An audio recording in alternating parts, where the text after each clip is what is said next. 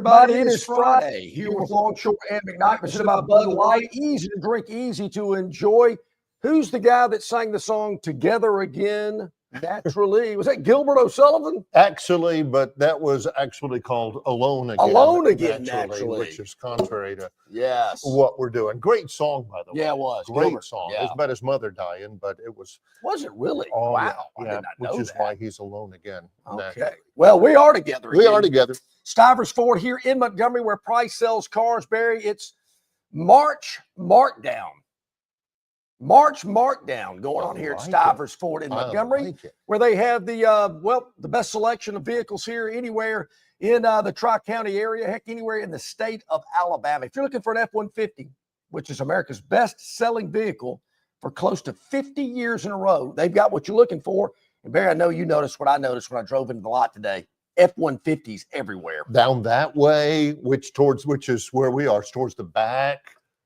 There are a ton towards the back. Of course, there's a jillion in the front as well. But if yours isn't at the front, I guarantee you it's somewhere on the lot, because they've had to move them around into the back, on the side. Nobody stocks more and nobody sells more than Stivers Ford Lincoln here in Montgomery on the Eastern Boulevard of the Troy Highway. March Markdown is intriguing. I like that. There's a little alliteration, but the key word is Markdown. John, you'll look at the sticker.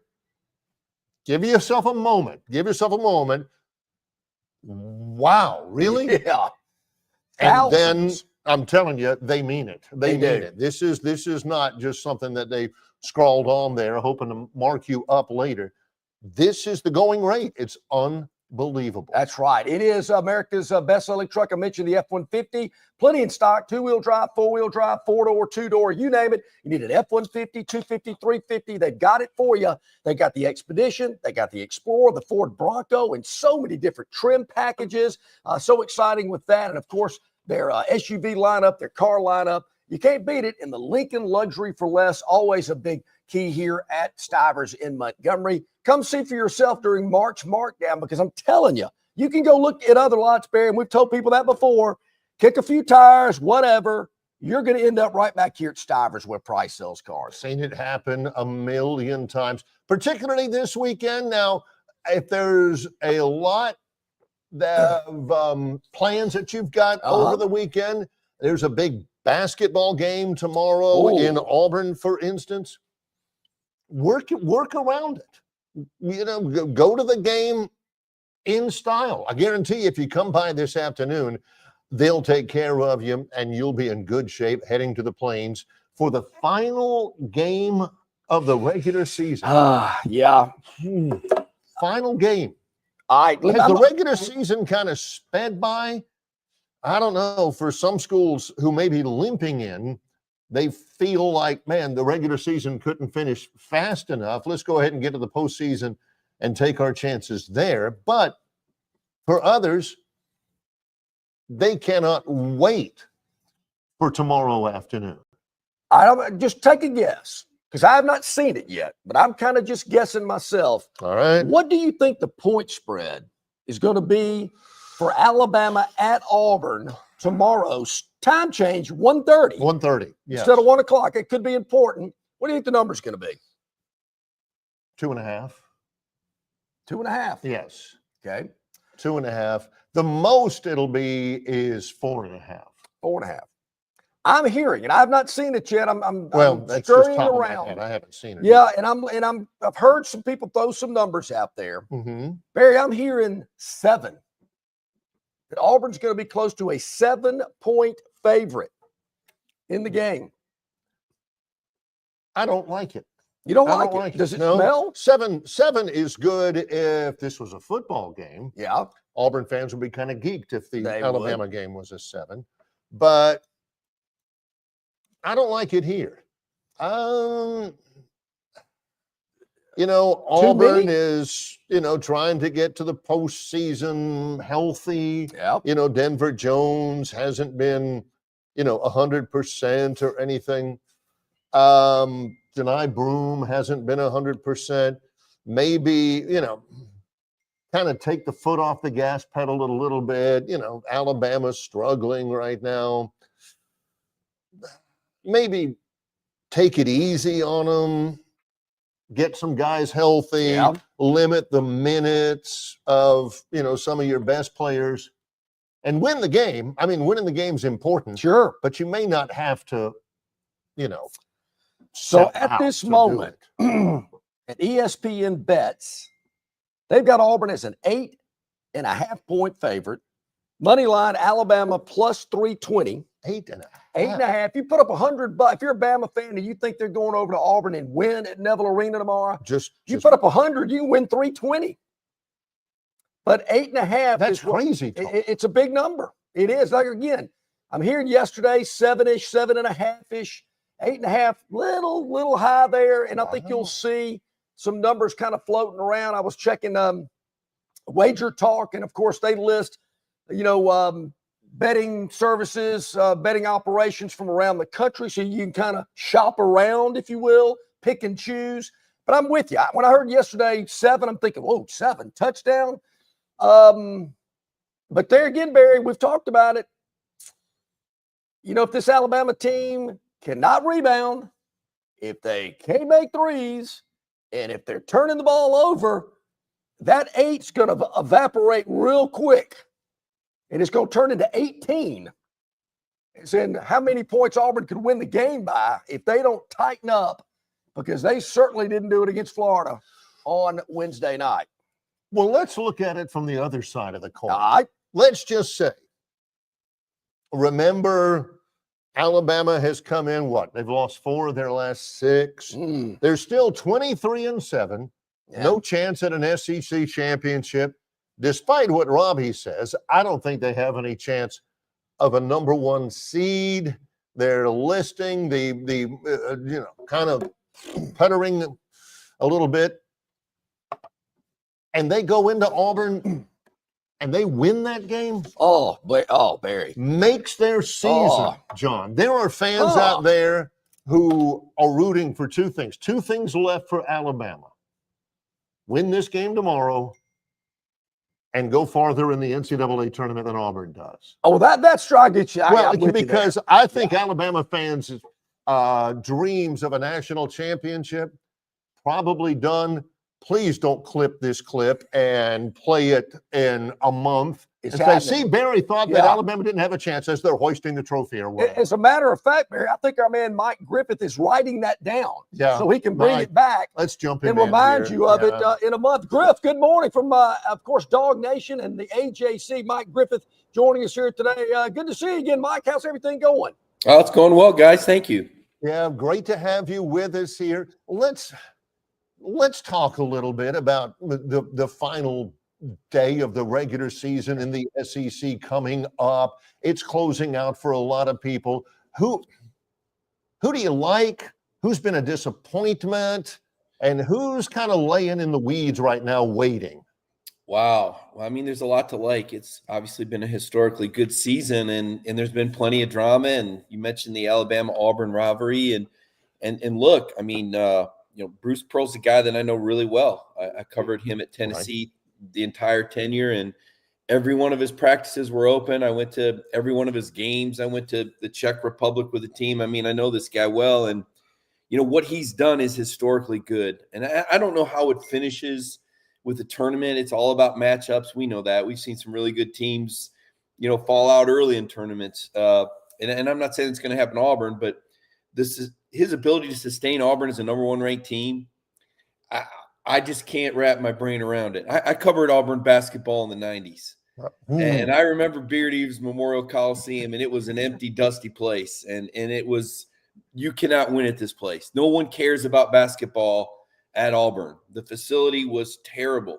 And even this new facility is modest. We've talked about the skyboxes being really football tailgating boxes. They didn't really build this arena in earnest with trying to reestablish all-in basketball. It was kind of a side deal to help football out, and yet here comes Bruce and what he's done there. I just never dreamed it. And I saw what he did at Tennessee, much, much, much different, better facilities, more of a basketball environment. But what he did at Auburn will never be replicated. So all that said, I don't know what happens between Alabama and Auburn. I know Alabama's got a great coach. I know they got a lot of talent. We talked about the drama whoever's mom says whatever. I mean, this kind of stuff can't happen. I mean, that's ridiculous. I think it was a distraction. I think that is something that doesn't go away. I think it's stupid and minor, but it's a red flag, that the locker room probably wasn't where it needed to be to some extent. Who knows what happens in that game? It should be a great game. It's two great basketball teams. In the end, does it really matter? I mean, that day it does, but this is a tournament sport. I mean, I bet those Ohio State football fans really felt like they had to beat Michigan last year too, right? So, I mean, this is what we've done to college football. Griff, to finish, we got a lot of football questions we wanted to ask you. A lot's been going on in boardrooms, off the field of play. Obviously, the Big Ten and the SEC are calling the shots here. What do you know? What are you picking up? Where is this headed with the Big Ten and the SEC? I mean, it's headed where everybody said it was headed. I don't know how soon it gets there. I mean, this playoff is in existence for another year in this format. I will say this. I really like the College Football Playoff Committee additions.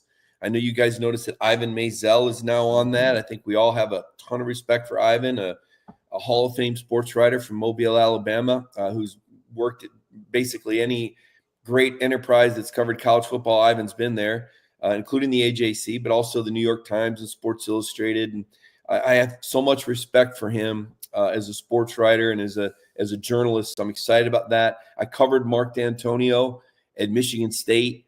Mark is Saban-like and Jim Tressel-like. I think you got the best of two really great coaches there. And that, he worked under Nick at Michigan State and he worked under Tressel at Ohio State. And then Mark was his own man. He had 3 top 10 finishes at Michigan State. And I know his depth of knowledge on things. And if he's involved in this, he'll absolutely sink his teeth into this. So the College Football Playoff Committee, in my opinion, got a major, major upgrade. I think you'll see more consistency with the rankings being in line with what the executive director, Rich Clark, has in mind. So I'm excited about the committee and the changes, maybe some of the nucleus of that, and getting some real, Steve Weiberg's back from USA Today. There's some really good people on, and there's been good people before, but I feel like maybe there's a little bit more learned knowledge and inside knowledge to college football and what it is, right? And I'm excited about the committee. Where it's all headed is, Clemson and Florida State exiting the ACC. You saw how the exit fees drop. At the same time, the television contract changes for the Big Ten and the Big 12. I don't know. It's kind of like a crash you see coming. It's too late, right? We're not putting the toothpaste back in the tube or the genie back in the bottle or whatever you want to say. College football is changing rapidly towards the professional model, and interpret that as you will. I could go on and on, but these are the things people really don't want to see coming or hear about. What happens with Clemson and Florida State ultimately? What leverage, if ultimately with reduced buyout a few years down the line to get out of the ACC, what makes sense for them? The SEC? It's impossible to read the room right now because it's certainty that things are going to change. I mean, yeah. I don't know that I've written the word fluid this much in my career, but that's what college football is. I mean, every day you wake up, there's another deal that's being bought out and another change that's happening. So we can't assume that the current circumstances and stipulations will be in place in whatever it is, 4 or 5 years when this exit fee drops. What is it, 20, 30, 31, 5 or 6 years, I guess. We can't assume that we'll be operating with these same circumstances. So it's really hard to project. It's not like when we can project where the Earth's going to be in orbit in 3 years, right? We don't have scientists. This doesn't follow any logical course. This is very much going to be fluid and based on the current market. I mean, who knows? I mean, Florida State was a national championship contender 2 years ago, and last year they were hot garbage. Is Florida State going to be a team anybody's going to want? If they're not winning 10 games a year, is Tallahassee a market that you really want to go at? Same with Clemson. Is Dabo still going to be at Clemson? Is he still going to be producing championship caliber teams? I know he got his team in the playoff last year and did a remarkable job, but I know he's got a really good team coming back next year. But by then, will this current revenue model, which rewards Big Ten and SEC teams with more money because of their television contracts, will Clemson and Florida State still be viable? Will they be the hot schools? Because when I look at the ACC, I think the most valuable school is North Carolina because of the television market and because of the school's money. But right now, I guess we'll see what Bill Belichick does with it. Like I said, you get me started on this. Is never ending as far as. Yeah, sure. Well, I just wanted to kind of throw this out there. You talk about viability, marketability. Is Vanderbilt, Mississippi State, Missouri, Arkansas, what's to say Georgia, Alabama, Auburn, Tennessee, and LSU say, we're tired of y'all. We want all the money. You are not bringing any money to this league or to us, similar to what Florida State and Clemson did in the ACC. Could you imagine that happening in the SEC? Well, we have said it. I covered Alabama and Auburn in the 90s. I don't think Alabama and Auburn fans ever really felt – I shouldn't speak for a lot of fans.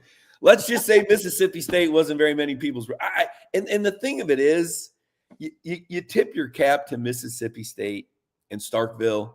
They know who they are, and somehow that program, they stay competitive. They stay tough. That campus gets nicer. So I can't diss Mississippi State because I like how hard that university works. I've got respect for them. Vanderbilt's got Nashville. I mean, they're married to Nashville. That's what they've got. If you plan at another university, but you can't, and they've got the academics. And let's face it, when people talk, the old stereotype of the SEC. Well, we got Vanderbilt.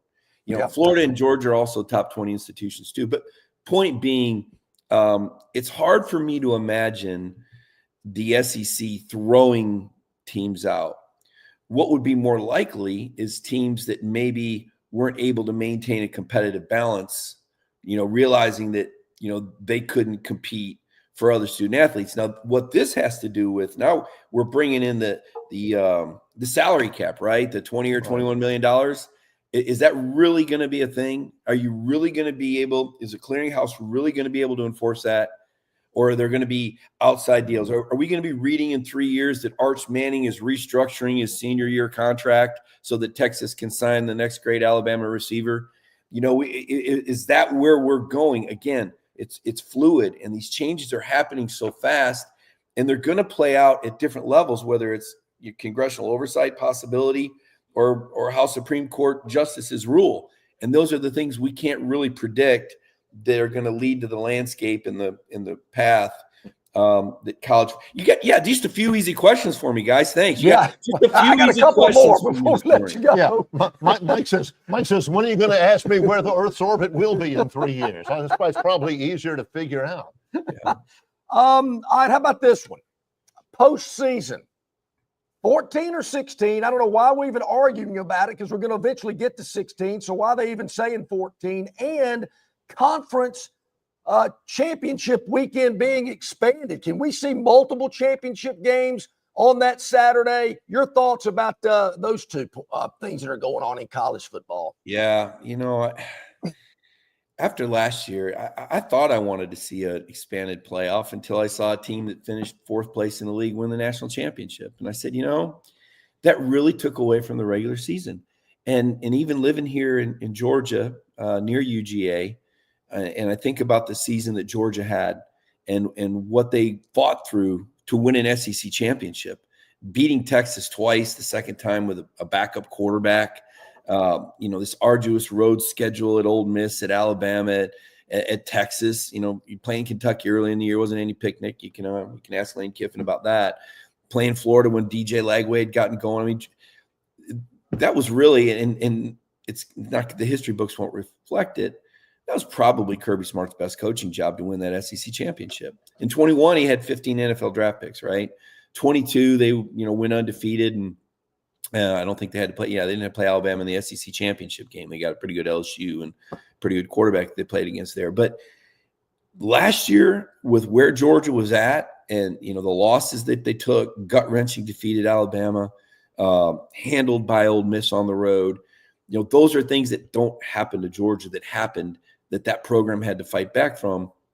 And yet, because of the way the season ended, and there was a lot of tragedy in New Orleans, but it went beyond even the terrorist attack. I mean, Kirby's father, and you know this well, was going through a really difficult time and ultimately passed away. And Kirby knew this during the game and the day before this is all happening. So there was a lot of off the field tragedy around that game. And then the outlier plays, I don't think Notre Dame didn't have an offensive drive inside the 25-yard line. Georgia gave up their first kick return for a touchdown in 6 years. They fumbled inside the 10-yard line on the opening drive. All the things that had to happen for Notre Dame had, 244 total yards, the fewest yards any college football playoff victor had in the 11-year history of it. So a lot of outlier things. And because of that playoff loss, there's a down note here around Athens. Oh, man, that was a tough season. Boy, that was a down year for Georgia. They won the SEC. Like Steve Spurrier said, it's the second hardest thing to do in college football. And Ryan Day is the only coach that can say he did better. And to quote Coach Spurrier, he had 2 do-overs to do it. Could Ohio State have won the SEC? Absolutely not. Absolutely not. But they could win a national title because their conference didn't have the depth. So, these are things that I kind of struggle with because, the college football playoff games were, a couple of them were pretty good. But did it really give us the best or most deserved or just the best team at the end of the year? So I don't know where it's kind of a mixed bag for me here. It's not the model guys that made college football what it was. And I think it remains to be seen, how fans are going to feel about it over the course of time. Why 14 instead of 16? Perhaps because you still want to have some buys and you still want to hold some relevance to the regular season and give these teams, the benefit of a bye. But wait a minute, all 4 teams that got a bye last year all lost. So again, was that an outlier year, or did that tell us something about the importance of maintaining a rhythm? I don't know. Well, I've always thought that the only impetus for 16 teams is not to give more teams a chance to win a national championship because the number 16 team isn't going to win it.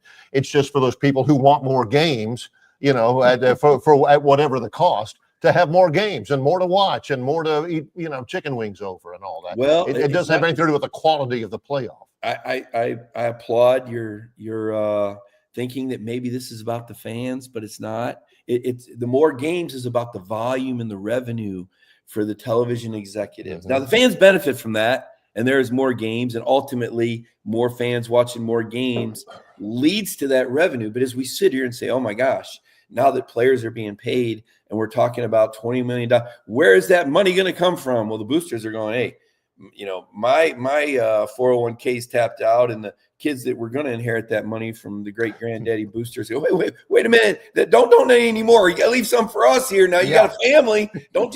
You tap the boosters are out. The fans have paid a premium. What have we seen? Speaking of premiums, like income tax for good football teams at certain universities, right? We're going to charge you another 10% so we can get some good players. Well, wait a minute. Are my seats getting better? Well, so those things have been tapped out. I've talked about corporate sponsorship and the need for that.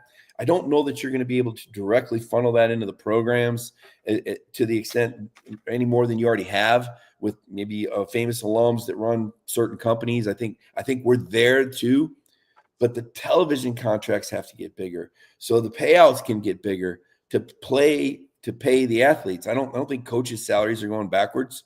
Some could argue that they should, but go ahead and be the first one to argue that and lose your coach and see what happens to your program. Like the people you say Nick Saban wasn't worth it. Oh yeah, I'd say he was. So it's going to be really interesting to see how much more money these contracts will bring in, which brings us back something of logic in this conversation finally, which brings us back to the start of our conversation about what happens to these teams from other conferences, and can college football sustain 4 power conferences, or are we streamlining to 2 ultimately? Mike, always informative, interesting. Wish we could go longer, but I know you're busy today. And man, we're going to do it again. Mike Griffith of Dawg Nation, the AJC. It's always entertaining. We love our time with you, Mike. We'll do it again real soon. I'm going to bring notes next time, guys. You threw some you guys threw some fastballs at me, man. This got to be one of the tougher interviews I've done in a while. I appreciate it, though. I enjoyed it. Thank you. Love it. Thank you, Mike. Mike Griffith, Dawg Nation, AJC, joining us here today. Barry, we're live at Stivers Ford in Montgomery, where Price sells cars. I challenge you. We're going to throw out a challenge today. I put it to you. Put it to you, Greggy. Go find a better array of vehicles, a lot that's got this many vehicles for you to check out anywhere within a 100-mile radius, even further if you want to go that far. You're not. And you're not going to find one that has a better selection, the best prices, the best sales associates. It's all right here. When you look around and you're driving around, look at the car in front of you, beside you. Look for that little Stiver sticker, right there on the trunk or the. I've got one. Yeah, because so many people are satisfied with their vehicle from Stivers. You will be too, I promise you. He's John Longshore. I'm Barry McKnight, live at Stivers Ford Lincoln on the Eastern Boulevard of the Troy Highway in Montgomery, Alabama. In association with Yellowhammer News, it's Longshore and McKnight, presented by Bud Light. Dixie Electric Plumbing and Air rallies for you. No matter the problem, Dixie will tackle it. They're licensed and trusted electricians, plumbers, air and garage door technicians are ready to win for you. From toilets to garbage disposals, circuit breakers to HVAC systems, Dixie never fumbles. Don't throw away your hard-earned money on second-string contracting companies. Score big with Dixie. After all, they are your biggest fan. Visit calldixie.com or dial them up locally at 262-2946. All right, man, grab a Budweiser and take a knee. It is the best time of the year. It's baseball season. That means sunshine. It means behind-the-back peanut tosses.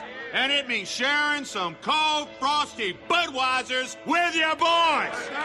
Because there's nothing more American than watching America's game with America's beer. So let me ask you something. Are you ready to bring your A game? Are you ready to cheer every frozen rope down the line and amazing catch at the warning track? Are you ready for pitchers' duels and slugfests? Tell me, are you ready for the thrill of an incredible walk-off victory? I can't hear you. Are you ready for Budweiser and baseball? Then get on your feet, raise an ice-cold Bud, and let's make this season larger than life. Great times are waiting. Get some Bud! Enjoy responsibly. Budweiser Beer, Anheuser-Busch, St. Louis, Missouri. Don't miss your chance to win big at Victoryland Casino. Play the latest, hottest, most exciting games around with fun bonuses and big jackpots. Don't miss out on your free play. Stop by Player Rewards today and check out this month's exciting free play promotions. Come see why our players keep coming back. You'll have more fun at Victoryland Casino, where you can be a winner too. Victoryland Casino, located off I-85 exit 22, Shorter, Alabama. Must be 21 or older.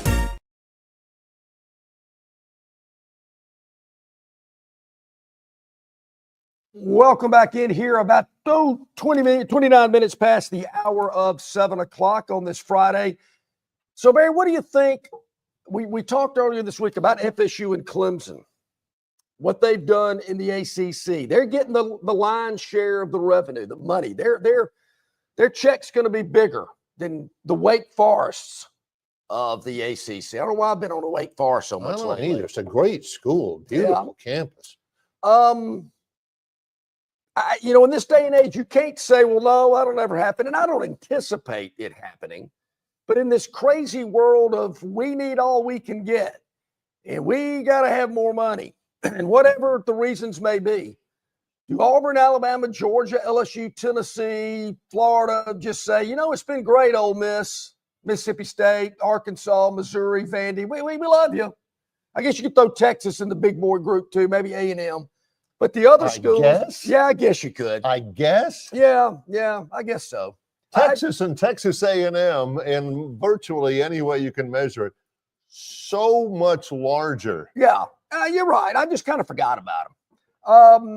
He's working up to a point. Yeah. Here, okay, I'm sorry. Don't get off track with some of the. Okay, I can't think of all the big boys just right off the top of my head. Because there ain't but about 8 of them. You expect him to just rattle them off? Sometimes he can, but he's working up to a point.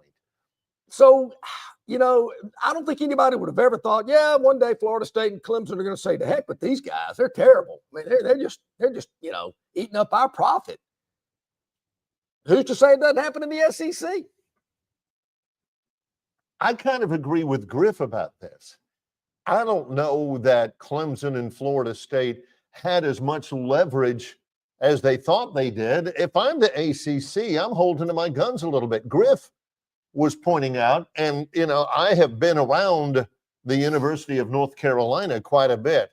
Lived up there, graduated from high school, 30 miles away. My mother worked at North Carolina, been to a lot of their stuff. North Carolina is the big dog. I don't care about the other stuff. Yep. Florida State, I've always thought, is overrated. Their athletic budget, not great. Their commitment to football is good. Their stadium has gotten better. Clemson is the SEC-est of ACC schools. Okay. Much respect for what they do, but their stadium would be middle of the road. Their NIL would be bottom half. Mm-hmm. If I'm the ACC, I'd say, okay, big boy, take your best shot. Doors right there. Make your deal. I could not figure out for the life of me their leverage, other than the fact that they do bring in a lot of eyeballs. Yeah. Both of them do. North Carolina does.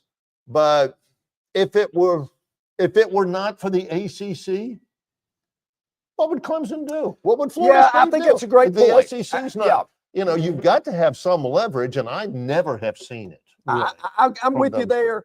And really, my feeling Well, is just as what Clemson and Florida State have done and what they've been able to get. Not only more money, but their exit strategy's gotten a lot easier in the next couple of years. Which, they're gonna want to move on. But I'm with you, Barry. Where are they going? Look, as a fan, I don't really want Clemson and Florida State. Now, I know Robbie and Dennis and all these people are about to bombard me on the chat line, but they just don't do anything for me as a fan. I don't think South Carolina wants to share the state with Clemson as being an SEC member. Right. I think that's a thing. I don't think Florida does either.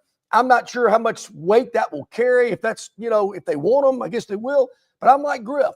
To me, North Carolina is the plum. That's who I want. If I'm going to cherry picking in the ACC, and what other fruit can I come up with? I'm going for North Carolina. Bear this in mind as well. For every, to your original question, Yep. Let me collect my thoughts here. To your original question, whether, name the big boys, Texas, Georgia, Florida, Alabama, whomever, Auburn, would tell the lower grossing teams in the SEC, look, we don't need you anymore. Look, every organization, if I can think of one quote that adequately surmises why things need to stay the same, it would come from Judge Elihu Smales, who said the world needs ditch diggers too, Danny. Think about it. Some of the great art that was ever produced in America, sure, you have Ty Webb. Sure. You've got Bill Murray. Carl Spackler. You've got Judge Smales. Don't forget Dr. Beeper. That's my point. That's my point. You have those guys. You have Spackler, Smales, Webb, all those guys. And the reason why they were able to do what they do is you also had D'Annunzio. You also had Dr. Beeper. You also had Danny Noonan, who lift up the others and allow them to be who they want to be. It would not have been nearly as funny if Ty Webb thought that he had knocked up Lacey Underall instead of Danny Noonan worried about Maggie. Yeah. It's the same thing. So, would Eric the Honor Stratton, would John Belushi, would any of those guys have been anything without the Stork? Without Pinto? Yeah. Without I'm not sure. You've got to have the supporting cast to enable to uplift. You have to have Putty. You have to have Bitterman. You have to have to get Costanza, to get Jerry.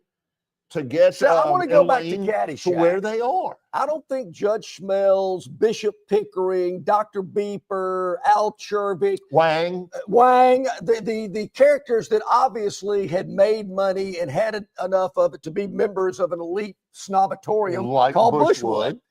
Bushwood. They made their fortunes elsewhere, and they were entertained, and they were enjoying recreational activities on the backs of people like Danny Noonan and D'Annunzio and the caddy master, Carl. Carl wasn't the caddy master. No. Brian Doyle Murray. Brian Doyle Murray. What was Bill's his brother. name? Jeez. Anyway. The Bloody Gophers. Yeah. So I'm not sure I get that analogy there. Lou, that Lou's wasn't been losing losing at the track. So I don't get it. So I don't think Alabama, Georgia, Auburn, Tennessee, and LSU made it where they are on the backs of Mississippi State, Vanderbilt, and Arkansas. I think they played a part. I absolutely do. This is the one fundamental flaw in John's snooty, superior, smug, big boy logic. You can't fill out your schedule every week with Texas and Notre Dame. You've got 12 games. You got a big old playoff. John wants a 16-team playoff. His problem is he wants those same 16 teams every year. He doesn't want any change in all that. Boise State You've got out. to have SMU gone. You've got to have games to play against other schools. You've got to have other members paying dues. Right. You've got to have not So- just consigliaires. You've got to have the guys on the mattresses. You've got to have the numbers guys. Let me not forget You've about got to Arizona State. You're out too. So, you've got to have Okay, those. so I'm working with you here. I can go with that if they adapt my plan, 9 conference games, still have a big boy non-con, and then we'll throw in these 2 alphabet soup games that we got to play. I'll give you that. If you give me 9 plus the 1, 10, 2 crap games, And a 16-team. I can go ahead and say, not going to that game, not going to that one. Other 10, I'm interested.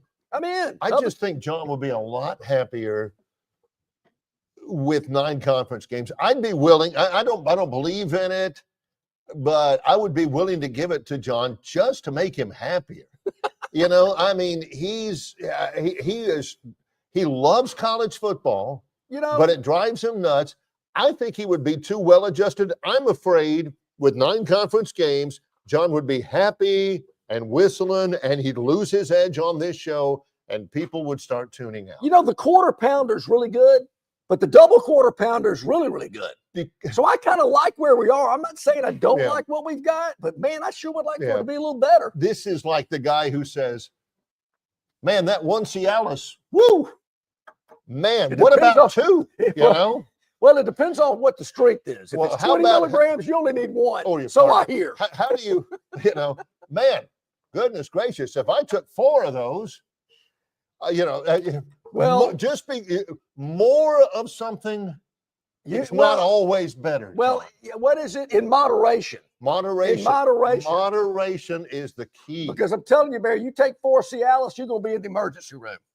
Because there is a disclaimer about it, something lasting over 4 hours.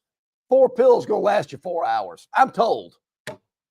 4 hours. But I did hear, Barry, as we go to a commercial, we're going to come back and go over Auburn, where they will be in 2025, our series of win totals. Vegas has the win totals out. We've already gone through Alabama and Arkansas. It's Auburn's day today. We're going to do that. Somebody told me that if you ever get into that situation and you're going, wow, something's not happening that should be happening here in terms of deflation, take Benadryl.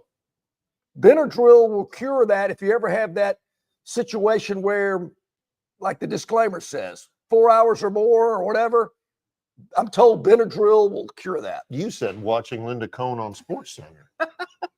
Let's take a That break. probably would too. Stivers Ford Lincoln, Eastern Boulevard of the Troy Highway, in association with Yellowhammer News. It's Longshore and McKnight, presented by Bud Light.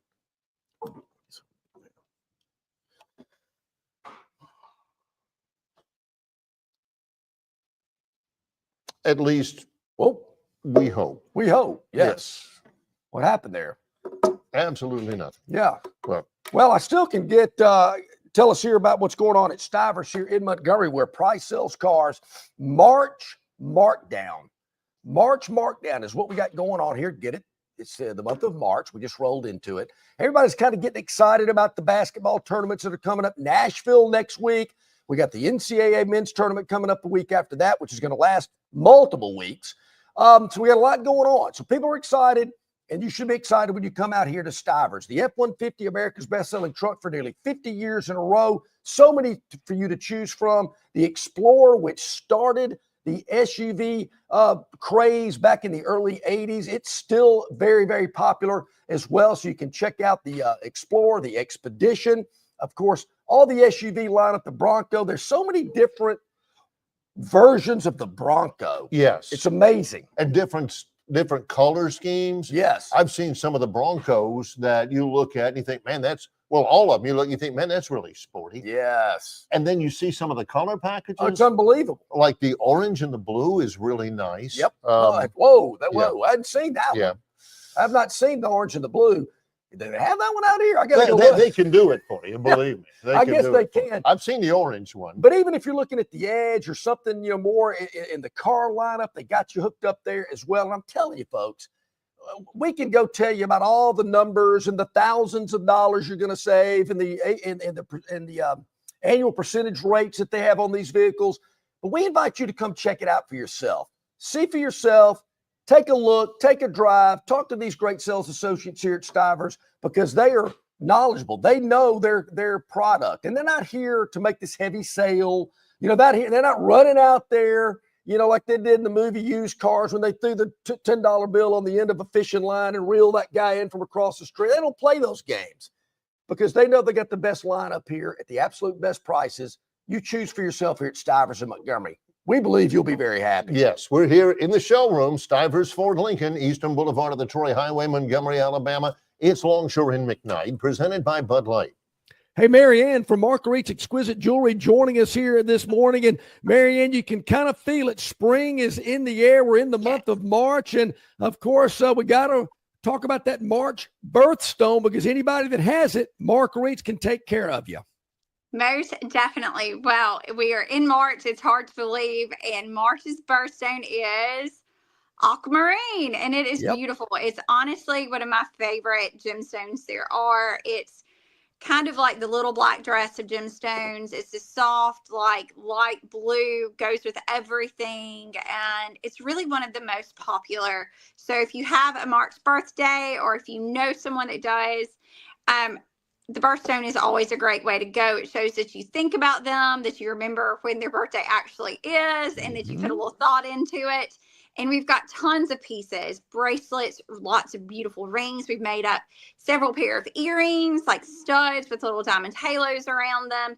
You name it, we can make it. And we are in the works of doing a few stackable bands for moms that are expecting new March babies. So I'm sure they will go over really well, and they'll be super great gifts. It's a fabulous gift idea. Aquamarine is the March birthstone, and Marguerite's can take care of it for you for the loved one that has that March birthday. So I know you're located at 8163 Vaughn Road in Pepper Tree and open 7 days a week, correct?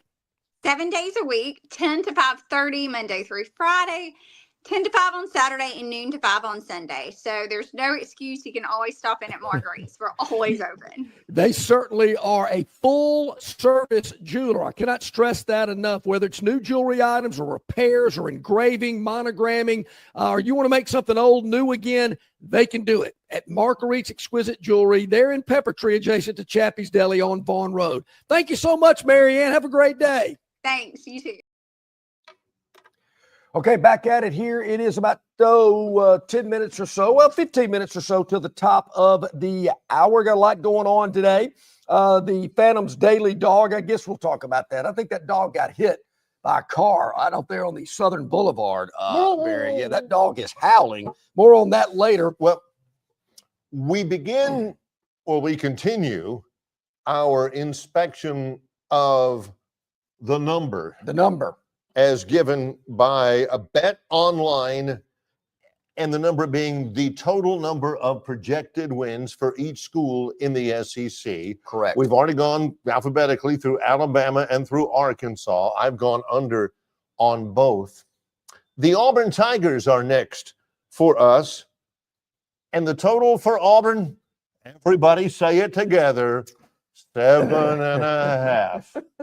Do they ever change that? Is there ever, how long has it been 7.5? Well, if it's been 7.5 for the last 4 years, it's gone under every one of those. 7.5 for Auburn. We inspect the Auburn schedule, and the first question is, the report is out. Brett McMurphy from this Action Network, he is reporting that Auburn's opener, scheduled for August the 30th at Baylor in Waco, has been moved to Friday, August 29th.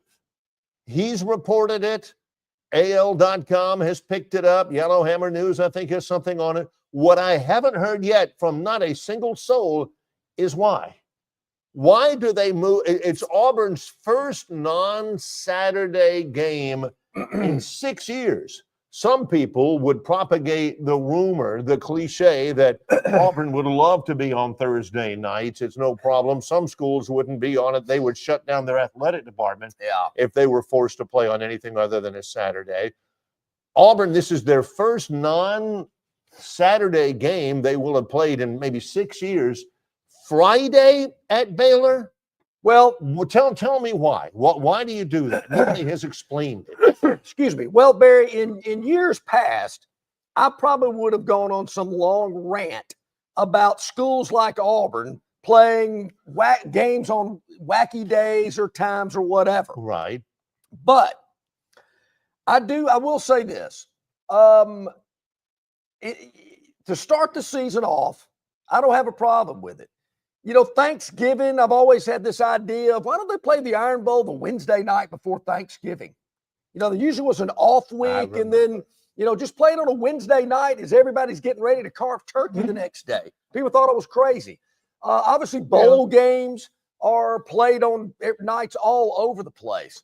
So, yeah, I know Auburn went through a phase where they played some Thursday night games to open up the season, or maybe week 2 or 3. And some people, some fan bases use that as an opportunity to take a shot at them that, you know, big boys don't do that. You'll never see a Notre Dame or a Alabama play a game like that unless it's an act of God, which Alabama had to play a game on a Thursday night, a rescheduled game against Southern Miss. There was a hurricane or something like that. Yeah, the Bill Curry Texas A&M game.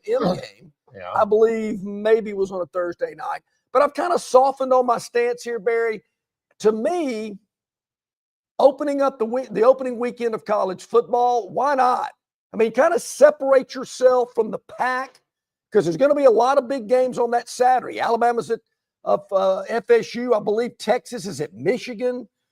Maybe Oklahoma's at Ohio State or something like that. I mean, there's some pretty big non-conference games in the SEC in week 1. So why do you want to get kind of clogged up with that? So I that's the first I've heard of it. I will say that. I'm just finding this out today about Auburn and Baylor on a Friday night. I don't have a problem with it. It just, you know, years ago I might have. Is it because they want, I know they want the more media exposure.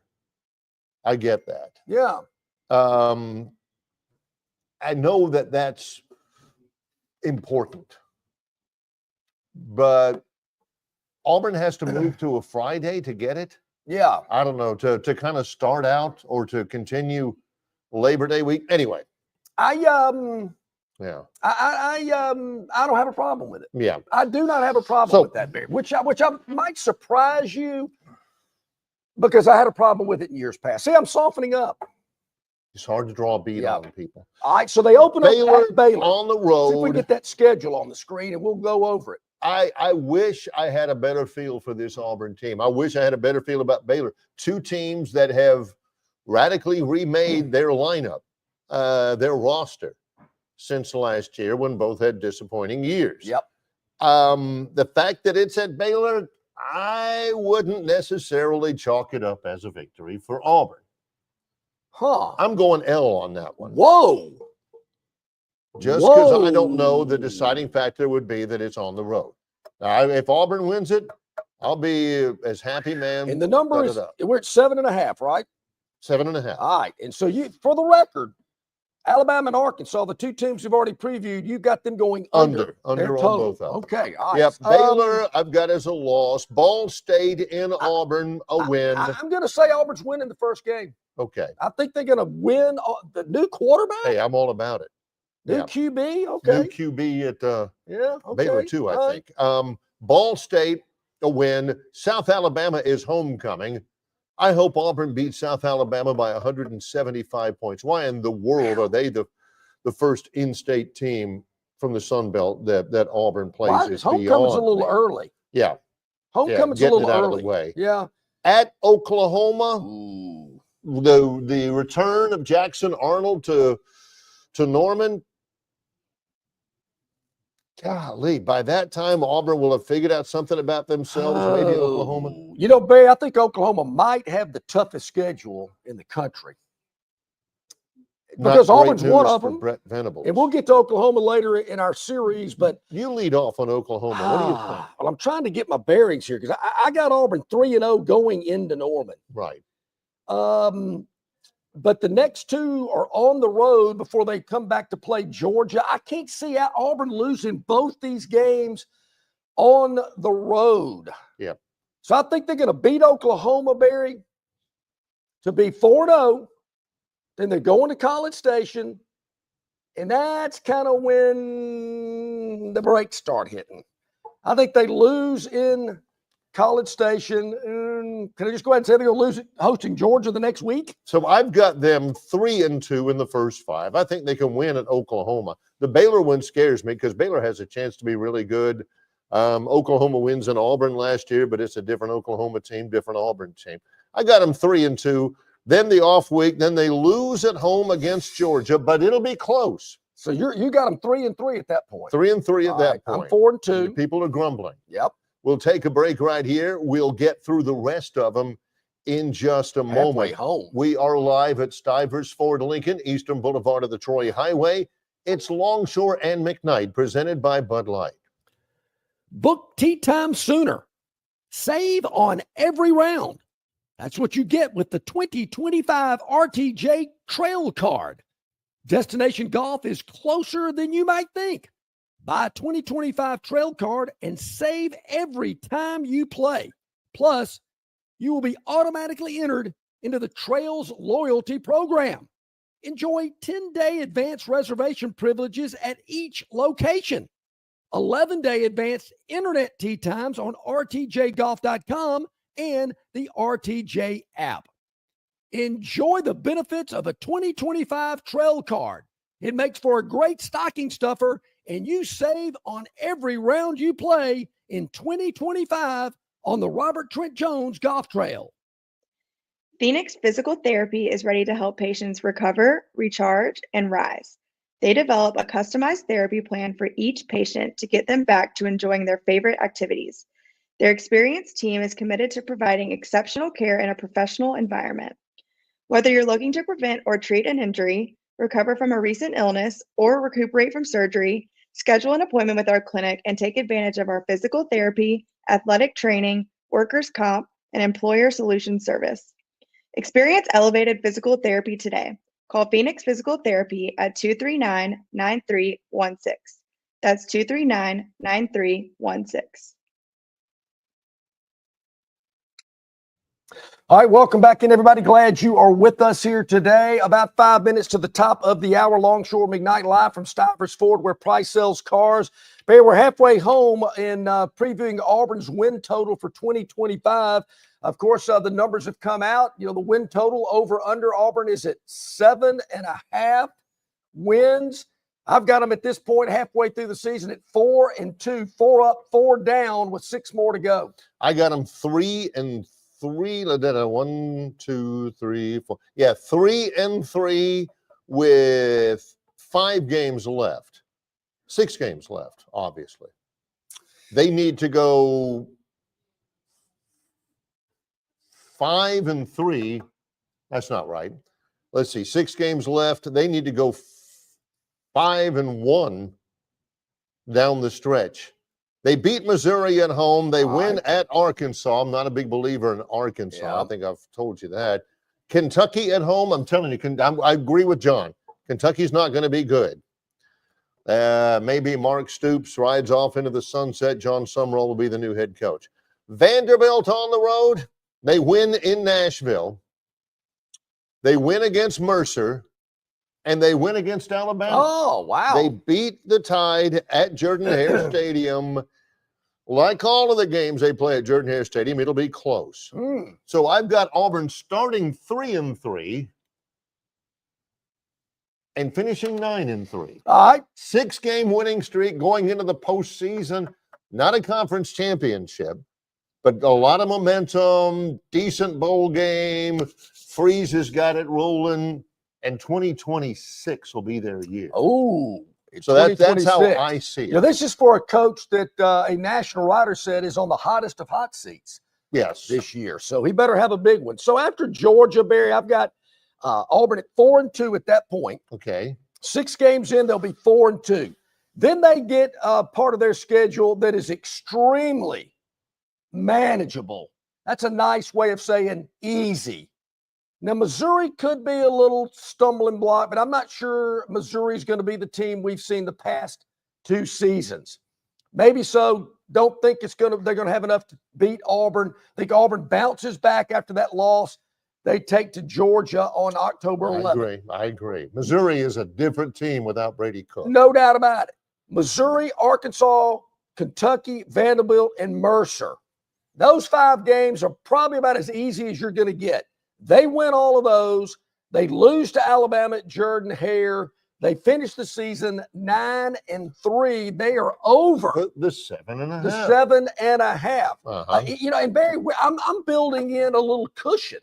Even if they do drop another game and go 8-4, they're going to go over the 7.5. I think this is one of the best plays on the board for an SEC team right now. Not getting a lot of respect. I think over 7.5 is a good play, really good play for Auburn right now. There again, even if they drop another one, they're 8-4. What Auburn's got to avoid is just losing a game they have no business losing. And they call going into the Tubber Shell? Yes. Okay. You know, the Baylor game, you know, I don't see Auburn opening up the year with a loss. With everything that's happened over the last couple of years, I just think it's critical to get off on the right foot. I like to think of it as the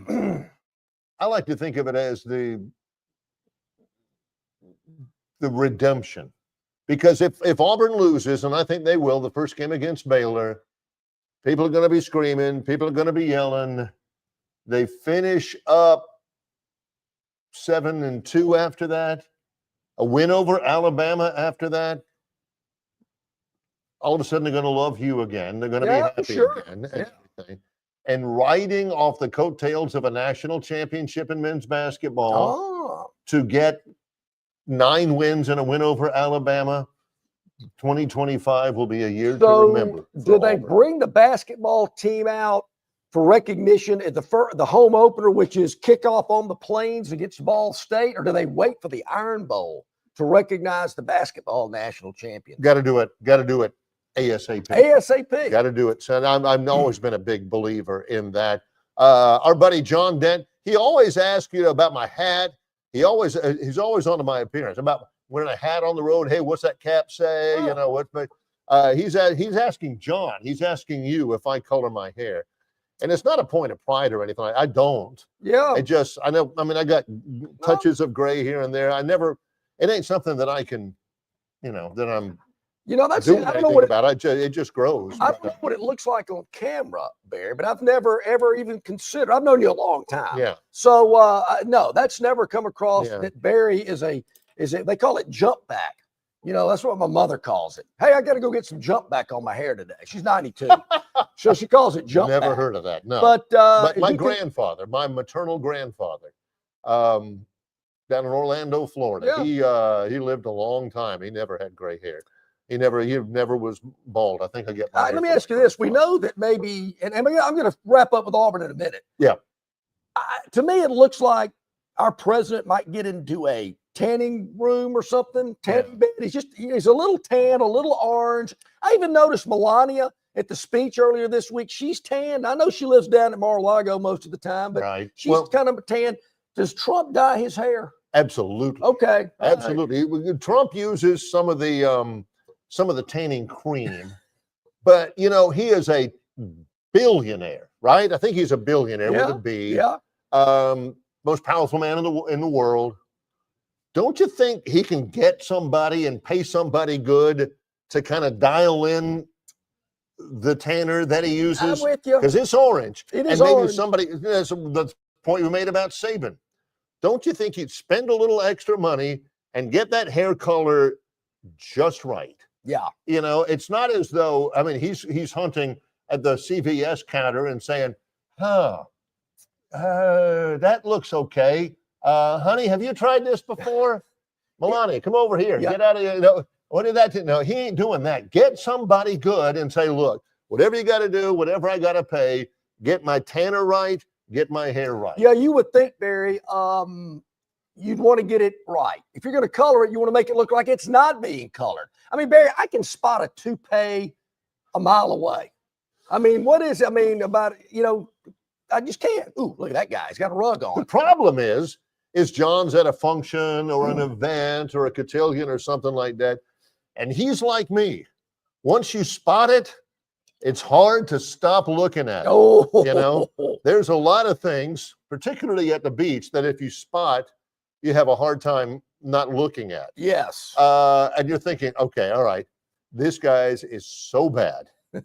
So bad. He looks like the grandfather in Christmas Vacation.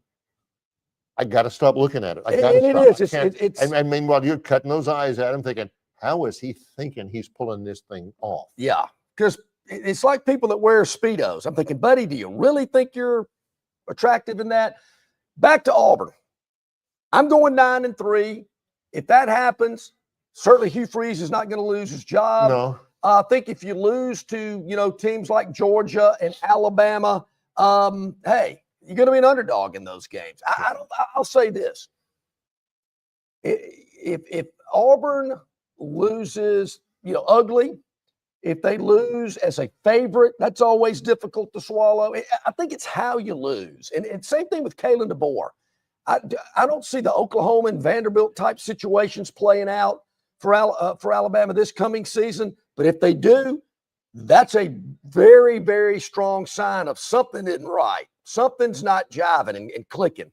And same thing with Auburn. I just don't think you're going to see these hiccups, these lapses that we've seen in prior seasons. I think both these schools in state are going to avoid those type of games this year. And if they do, I think they're going to be in good shape. Well, we are at the top of the hour. Should we take another break? I don't know. We roll on? I don't know. We'll see how it goes. Yeah, let's take a break. Let's take a break. Ready to go. Hour number 2 of our live show is upon us live in the showroom.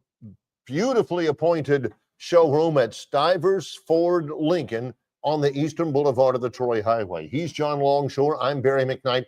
In association with Yellowhammer News, it's Longshore and McKnight, presented by Bud Light. Well, the Crimson Tide and the Auburn Tigers are really hot in college basketball, and so are the deals at Stivers Chrysler Dodge Jeep Ram in Prattville. Alabama and Northwest Florida's largest volume Ram truck dealer is Stivers in Prattville. And at Stivers, they have the largest selection of Ram trucks priced at thousands less than other dealers. How about a 2025 Ram Bighorn 4x4 crew cab with savings of up to $15,000 off sticker price? Also at Stivers Chrysler Dodge Jeep Ram, they have fantastic savings on the entire Jeep lineup, like the Wranglers and Jeep Grand Cherokees. Head over to Stivers Chrysler Dodge Jeep Ram today on Cobbs Ford Road in Prattville, where Price sells cars and trucks. Local banking expertise, the newest innovations and technology, personal attention, genuine hospitality. It's all just part of the Riverbank and Trust difference. They invite you to experience it for yourself. Welcome to banking above and beyond at Riverbank and Trust. Locations throughout the river region, locations throughout the state of Alabama. River Bank and Trust. Okay, back at it here a little after the top of the second hour, about 4 or 5 minutes past. Longshore McKnight are here live at Stivers Ford, where Price sells cars. Going to be a beautiful weekend. Great time to come out and check out that Ford, Lincoln, or pre-owned vehicle. Let's stop dreaming. Let's make it a reality. And I'm going to tell you, Barry, they're going to make it a reality with an absolute fabulous deal. When you leave the lot, they want you to be as confident in your car buying experience the day you leave, a month, 6 months, 3 years down the road. When you get in that vehicle, you want to crank it up and go, man, I love my vehicle, and I got a great deal at Stivers in Montgomery. And believe me, your relationship with Stivers, with the wonderful people here at Stivers, doesn't end the moment your back tires hit the exit. I've owned a Stivers vehicle for years and years and years. I've owned several of them. I live in Troy. I get my car serviced at Stivers.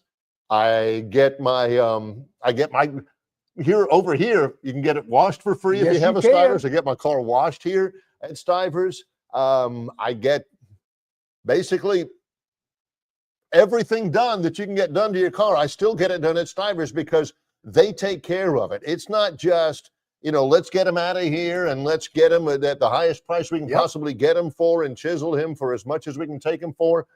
I've been a part of the Stivers thing. It's part of my daily, weekly, monthly routine. Ooh, time to get my car serviced. I get a notice from Stivers saying it's about time. I head in there. They take care of it. It's amazing. That's what John's talking about.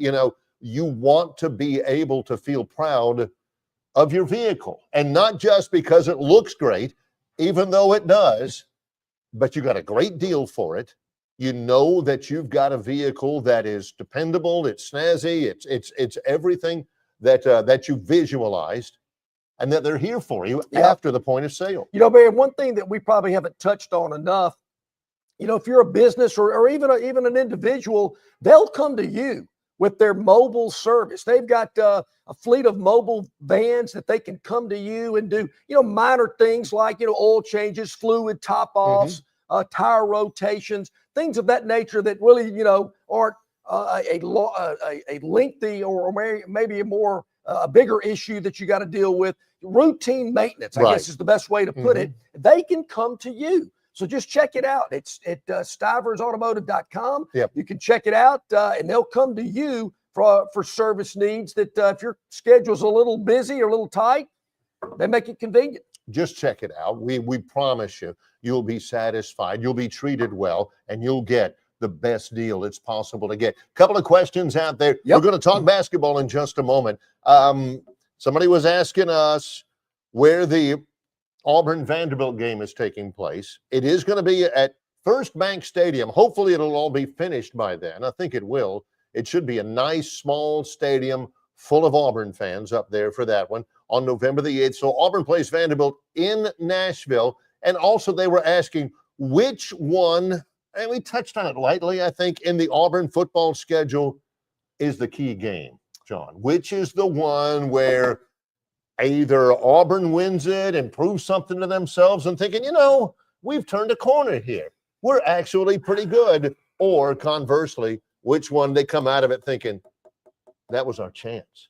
Man, we have gone this far into the season and we still can't figure out the quarterback position, the running backs, the place kicker, what, All right, so Barry, I've got them beating Baylor.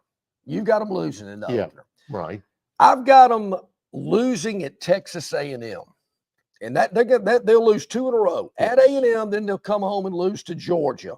Then they go on that 5-game glory tour where they win 5 in a row, and the tails start coming out, hanging out of trunks and tailgates, flags on the side of the car, all that type of stuff before the Iron Bowl rolls into town. But the game that I think that could get them, the one that you're talking about, if they go to Norman and lose, which I think that's a game they can win. But that 3-game stretch, at Oklahoma, at A&M, and then Georgia, if they lose all 3 of those, that could spell some trouble. Yeah, so that's a turning point. That's a critical section, one way or the other. If they ain't going to go 3-0. No, they might go 0-3, but they ain't going 3-0. 2-1 in that section. I think that could be a springboard. Yeah, see, and that's why I've got them finishing 9-3 because I've got them winning against Oklahoma on the road, but losing the next two, losing at Alabama at the end, that'll be 9-3. But I could see, if they trip up in Norman, go 8-4. There again, they're still at 8-4. They're over the 7.5.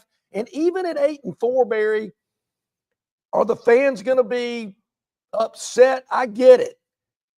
In an 8-4 scenario, really even a 9-3, but I think an 8-4 is going to sting a little bit more because in a 9-3, they're going to lose games to teams I believe they're going to be underdogs against. At A&M, hosting Georgia, hosting Alabama. Right now, that's the way I see it. Now, in November, at the end of November, heck, Auburn could be a favorite by then. Who knows? But right now, they're going to be an underdog in that game. 9-3, close games, close losses. I think everybody's going to be fine. Blowouts or losing a game to a Missouri at home, losing to a Kentucky team at home, even going to Fayetteville and losing probably won't go over real well. So those are the things they've got to avoid in my mind. They just that makes sense. But even if they lose those three, and I can just see it.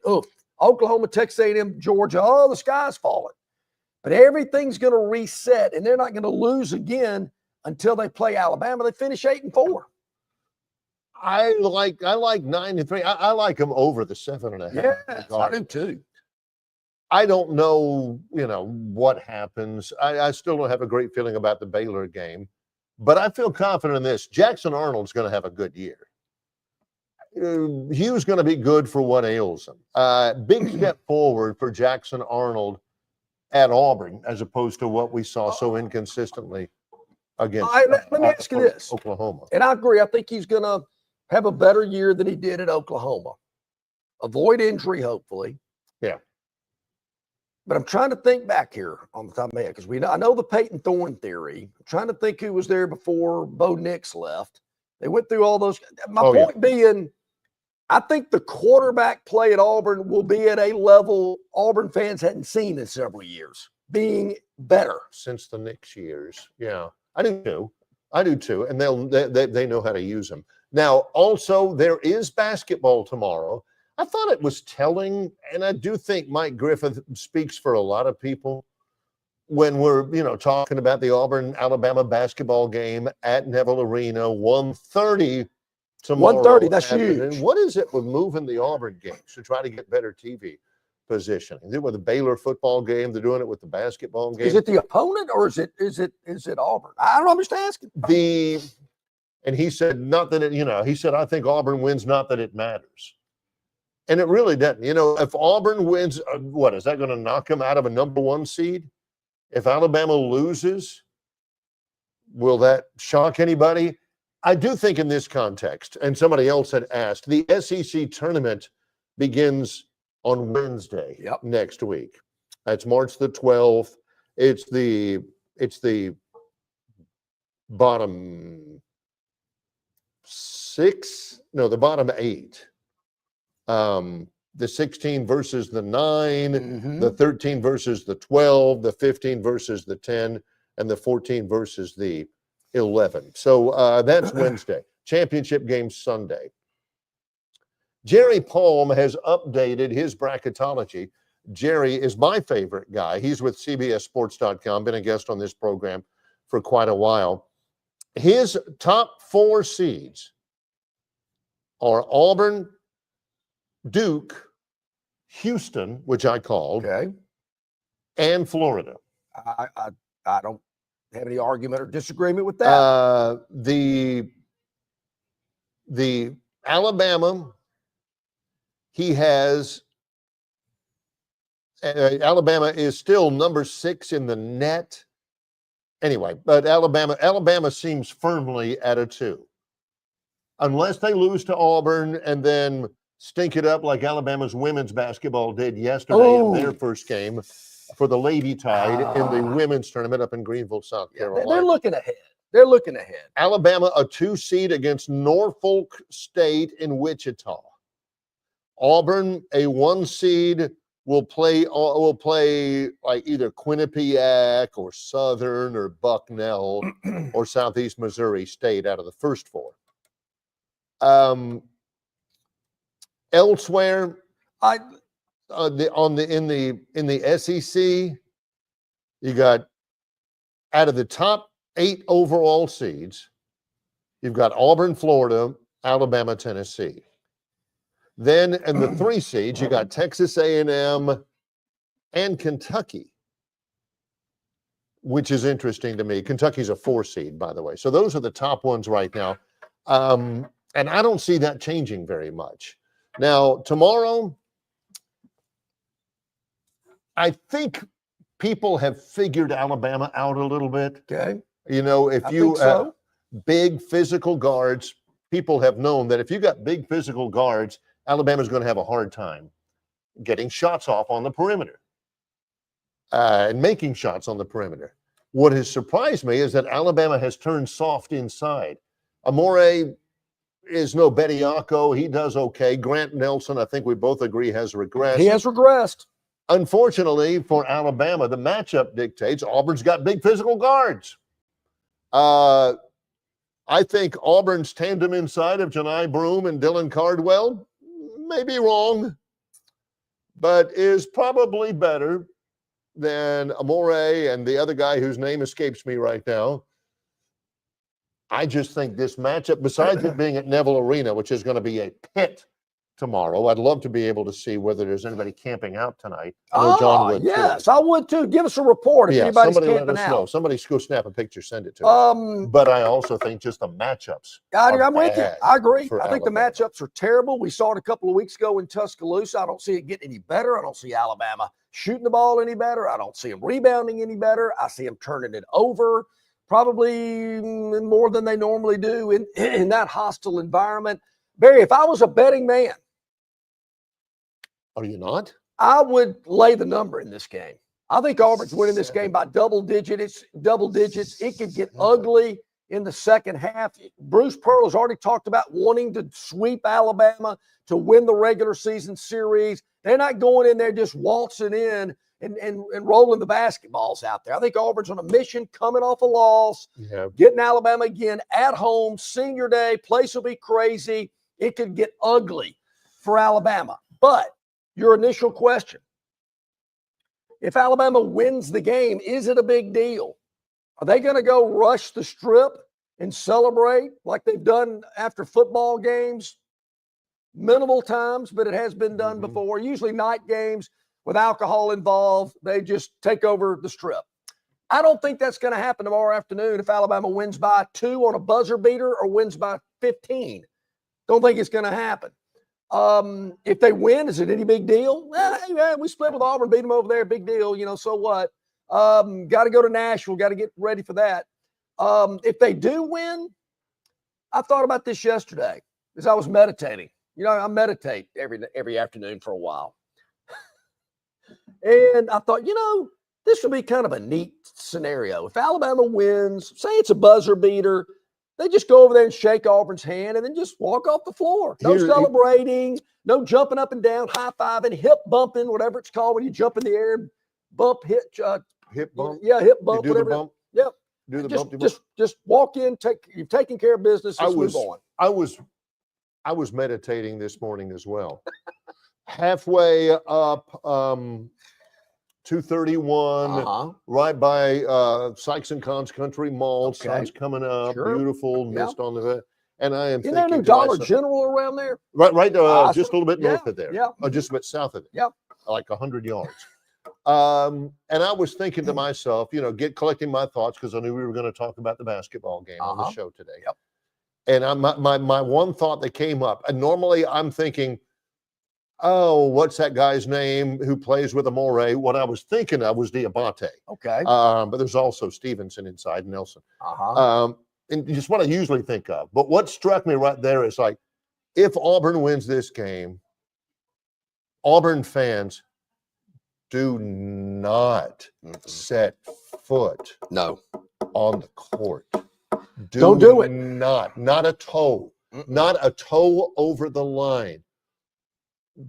regular season is over, you have very likely clinched regardless of what you've clinched the number 1 seed in the SEC tournament. You've clinched an SEC championship. You will have clinched a number 1 seed in the NCAA tournament. In that great broad sense, Alabama is small potatoes, John. Act like beating Alabama totally agree. is small potatoes. Totally agree. Please. I do not want to see a storm rush. You know my thoughts about that. I don't care if it's the game in Auburn tomorrow or a game anywhere. I think it's stupid. I don't know why people do it. And they got to find a better way to keep these people off the floor. Well, but I'm going to go even further, Barry. You usually do.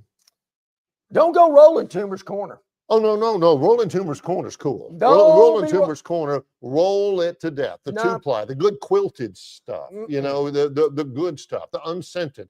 Because the scented one. Scented? See, you Yeah. got to act Number like. one, scented don't make no difference. No, it doesn't. help. It don't help. So here's my theory. What's the big deal? I mean, to me, you throw it back in Alabama's face by just going, so what? Another game, another win. Ho-hum, here we go. But to go out and act like it's bigger than any other, that's what Bama wants you to do. Here's the difference. If you're doing it, if you're rushing the floor at the end of the game, that's your kind of bowing up to Alabama. The players are still on the court. You're over there pointing to the fans and, and all that kind of stuff. You're celebrating in front of your opponent, and that's not the thing to do.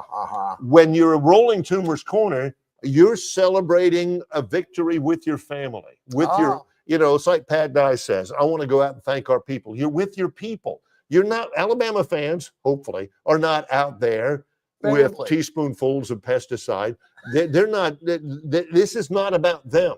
This is about you when you roll Toomer's corner. It's not an acknowledgement of the worth of the opponent. It's a celebration of a big win. If you rush the floor, you're in amongst all of them. You got guys trying to get off the court and get out of here and go back to Tuscaloosa. Totally different. So you've already won the regular season championship.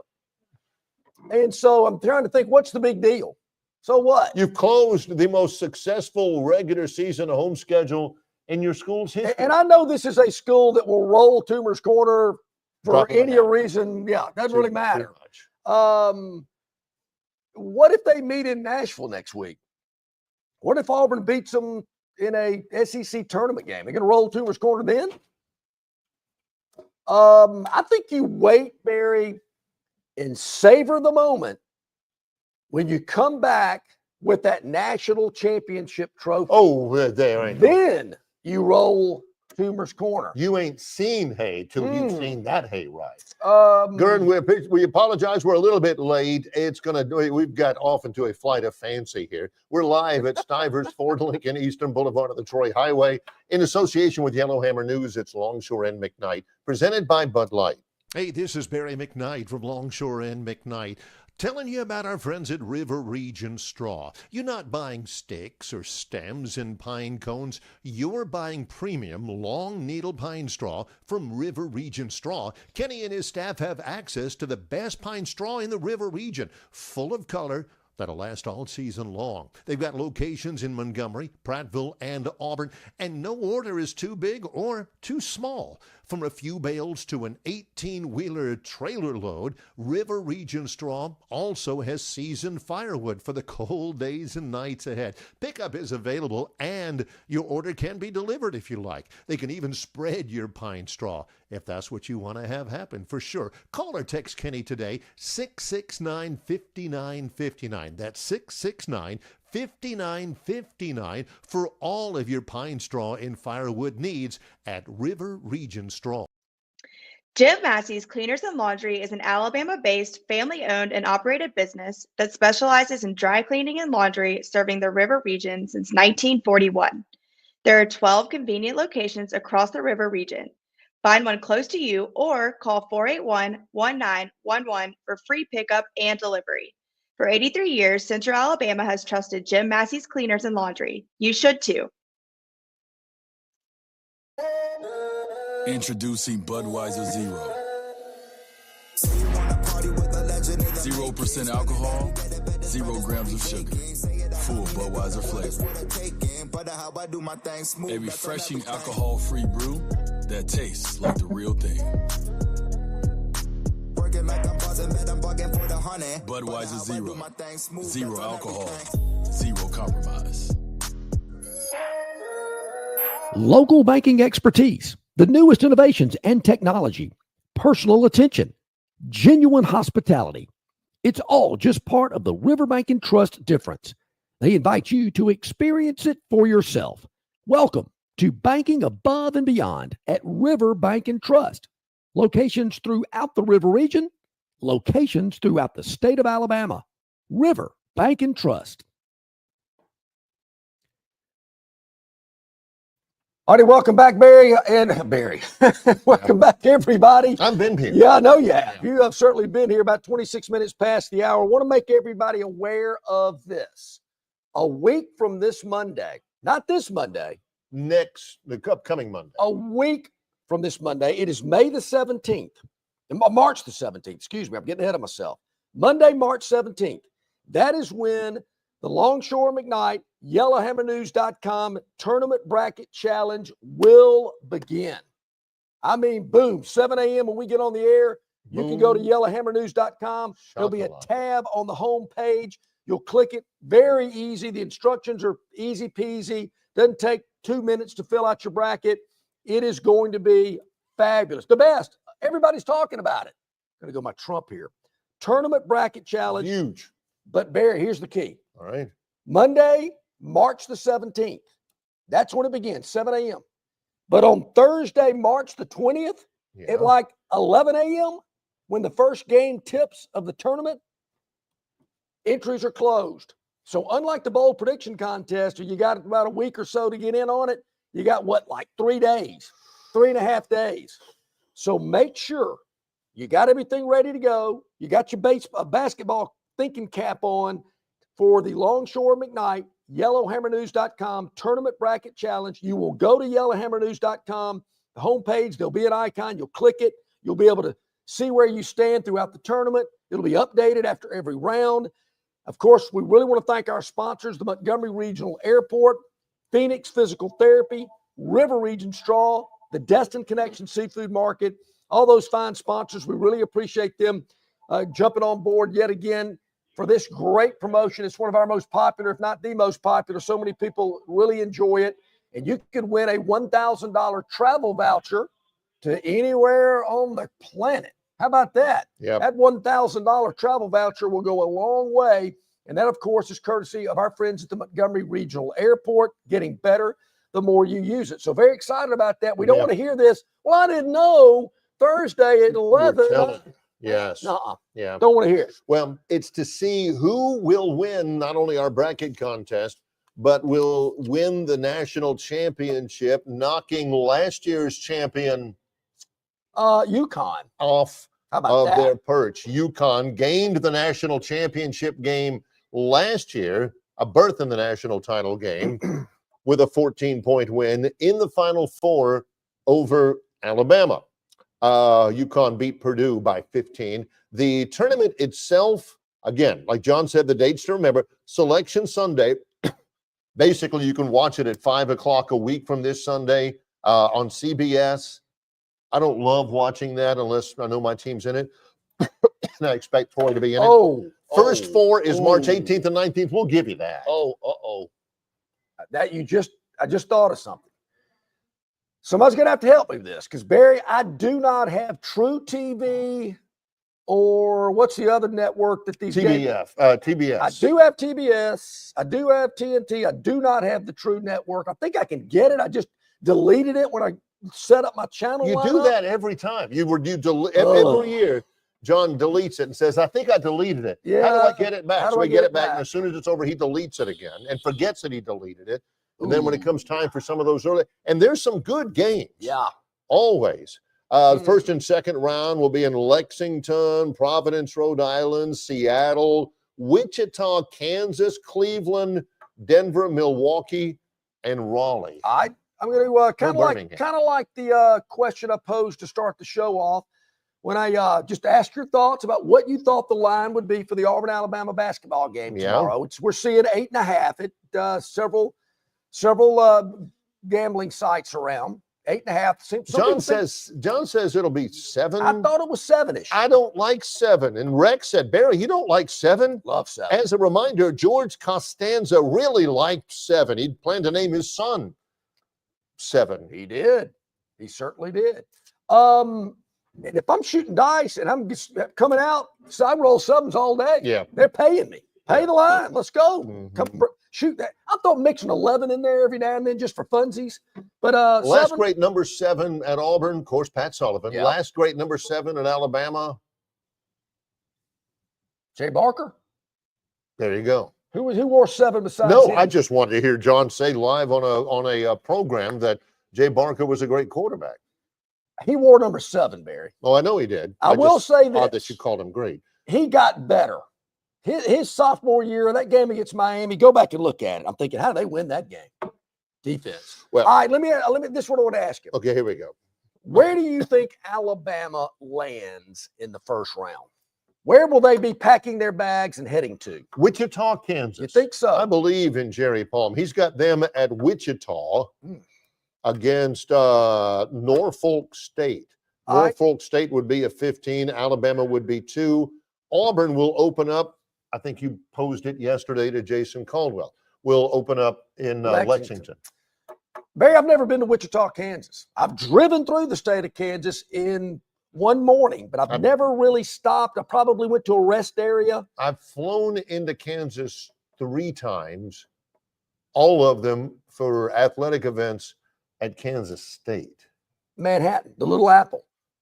My question that's is, my only Kansas experience. How big of a city is Wichita? I mean, I'm thinking Wichita. Could Montgomery host one of these first-round games? Oh. I mean, if Wichita can host it, how big of a town are we talking about You have here? just insured about 7 texts from Dennis Mitchell on that one. Wichita population is almost 400,000. No way. Which is double Montgomery. Twice Montgomery, yes. I would have lost that in a Jeopardy question. I just 400,000 in Wichita. I didn't know there Hometown of Barry Sanders. I didn't know the state of Kansas had 400,000 people in it, much less one of their cities. Anyway, so we got that. Here we go. Before we go to break, let me just get this over with. It's been a tough week. The Phantom's dog of the day? Yeah, from the yesterday? Phantom's daily dog. He went to the association? I think this dog has rabies. I haven't seen any foaming at the mouth. Yeah, but maybe a shot or 2. I don't know. This dog is limping. This is getting to be like a 3-legged dog. This was the one, if I'm not mistaken, Pels this was at the home. one at Smoothie King between the Rockets and the Pelicans. Correct. Houston was a 3.5-point favorite. 4.5. A 4.5-point favorite over the Pels. Yeah, that's right. And the Rockets end up winning it by 12. They did. 109 to 97. The Pelicans dropped to 17 up and 46 And that's down. not what I'm really concerned about. I'd really like to know that ATS record.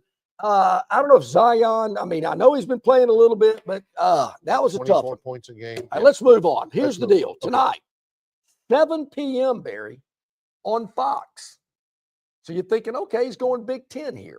You're right. Champaign, Illinois. Oh. Fox, 7 p.m. Fighting Illini. Hosting the Boilermakers of Purdue. Got it. Purdue is catching 4.5 in this game. Purdue is ranked in the top 20. They're 21-9, ranked number 18, coming off a national championship game appearance last year. Illinois is not ranked in the top 25. They're 19-11. The Big Ten championship's already been settled. Michigan State's won it. Yeah. This doesn't play into that. There's none of that motivation. I'm going to take Purdue plus the 4.5 love it. at Love Illinois tonight in the Big Ten. You spotlighted, or the Phantom spotlighted that game, and I'm thinking he better be on the Purdue side. And he is. For what it's like worth, it. Barry, we did win our daily dog last Friday, so we got that going for us. How about that? Yeah. All right. We got that. That is in the barn. When we come back, I think it might be topic wheel time. I know we've been a little slack on that this week because we've been so busy, but that means we've just increased the topics on the topic wheel. And I got some things today, Barry, that are kind of out there. And as I thought more about it, I thought, certainly we're going to be sports themed as much as possible, but there's just a couple of things in daily life I think we need to put on the topic wheel and discuss amongst our viewers and listeners. I think it would be quite educational. That's true. There's nothing in our title that says sports. Nope. That's just what we've always done. In association with Yellowhammer News, it's Longshore and McKnight, presented by Bud Light. Why Hands? At Hands Heating and Air, you get this area's highest ranked service provider with 24-hour repair service, no overtime charges, and their same-day service guarantee. Plus, instead of other companies' 30-day repair warranty, Hands gives you a 3-year repair warranty. Hands Heating and Air is here for you 24/7, 365. And service is not just something they do, it's their way of operating, for you in mind. All of Hands employees are trained to adhere to this standard. They work hard to ensure that this standard is maintained, and they are constantly looking for new ways to better serve you. Call Hands Heating and Air today at 508-5382. That's 508-5382, or find them on the web at 834hands.com. In sports, if you think joy only happens after you win, think again. Look at the world's most successful athletes like Serena Williams, Brooks Koepka, and Alex Morgan. They don't spend all their days grinding away. They take time to enjoy themselves, like getting together with friends over a Michelob Ultra, because they know that happiness is the key to winning, and that joy is the whole game, not just the end game. Michelob Ultra. 95 calories, 2.6 grams of carbs. It's only worth it if you enjoy it. Enjoy responsibly. AB Michelob Ultra Light Beer, St. Louis, Missouri. Dixie Electric Plumbing and Air rallies for you. No matter the problem, Dixie will tackle it.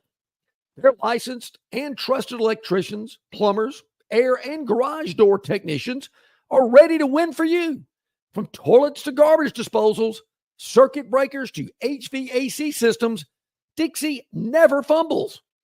Don't throw away your hard-earned money on second-string contracting companies. Score big with Dixie. After all, they are your biggest fan. Visit calldixie.com or dial them up locally at 262-2946.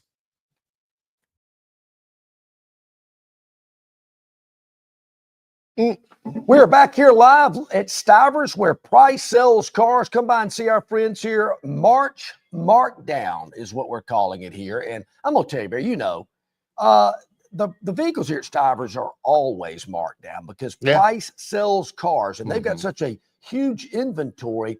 They can move these cars out at the absolute lowest prices. And I'm telling you, you've heard Eddie Stivers tell us this so many times when he's joined us on the program. Price sells cars, but they couple that with a great sales experience, their knowledgeable sales staff, and they stand behind what they sell. You know how John has always considered life. You know, the rules posted at his high school, you know, the rules in college. He always viewed them merely as kind of suggestions. Correct. You know, they're not hard and fast. If, you know, those are merely kind of like guidelines or suggestions. When Stivers takes delivery of all of the vehicles, and believe me, there are vehicles that are coming in every day, they look at the MSRP, the manufacturer's suggested retail price, and that's all they look at it as. Those are just suggestions. John. Correct. They just don't slap it up there. Well, that's what the manufacturer says. Stivers is going to take some off. No doubt. A pretty good bit off of the MSRP. Yeah, and not some. You're right, Barry. They're going to take a lot. I'm talking thousands and thousands of dollars off. F-150s, you're going to save over 10 grand on F-150s here at Stivers in Montgomery. The Explorer, the Expedition, the Edge. I mean, so many different models to choose from. You know, I got to tell you, Barry, I think Ford's got the stylish, the most stylish, the coolest, the just cars that people want to drive and be in. All their models are so cool to drive, and they're comfortable, and they have the features that you want, and they've got a price that certainly is affordable. So I'm telling you, Ford's got it going on. So does the good folks here at Stivers Ford Lincoln. Lincoln Luxury for less, Barry. The Lincoln lineup is phenomenal, and you're not going to pay an arm and a leg for that luxury. Not here at Stivers. Lincoln Luxury for less at Stivers Ford in Montgomery. Here on our screen, down at the bottom, we're taking a look at everything that's loaded up, ready for ascension into our program. We see Gurn down there. He's got his hand on the wheel. Yeah, He's ready. Let's get the Victoryland topic wheel up and going today. Yes, spin it good, spin it hard, spin it 5. long. Yes, they're 5, I believe. And we stop. What is that? Give us the judge's ruling here. It is freshen up. Freshen Doesn't up. have anything to do with scented toilet paper. No, it doesn't. Don't use the good stuff. Somebody was saying when you're Old Timber's Corner this Saturday night, use the septic tank friendly because they disintegrate better Well, when they try and blow it out. But Barry, that's harder to roll because it's so thin. When it gets up in the air, it kind of waves and it kind of peters out. Right. You need that double thick 2-ply to really get it zinging up there. So yeah, I was saying, don't get the quilted, don't get the scented. My wife texted me, she says, scented toilet paper? Yeah, No, really? we don't get it. Nah. But that's not what we're talking about fresh. Just go to Costco, you can get like 40 rolls for like $10 or something. It's unbelievable. You better bring your F-150 when you're going to buy toilet paper at Costco. You are not need the kidding. storage. All right, All right, here's the so deal that's with not Freshen Up. Freshen Up doesn't have anything to do with toilet paper. And so I think we're going to kind of use this as a theme going on. I was thinking, Barry, of products that we used to enjoy that I just don't see around anymore today. Remember Freshen Up gum? You'd bite into it, it'd squirt that liquid. And it lasts about maybe 45 seconds, and then the gum was all gone. Yeah, Freshen Up gum.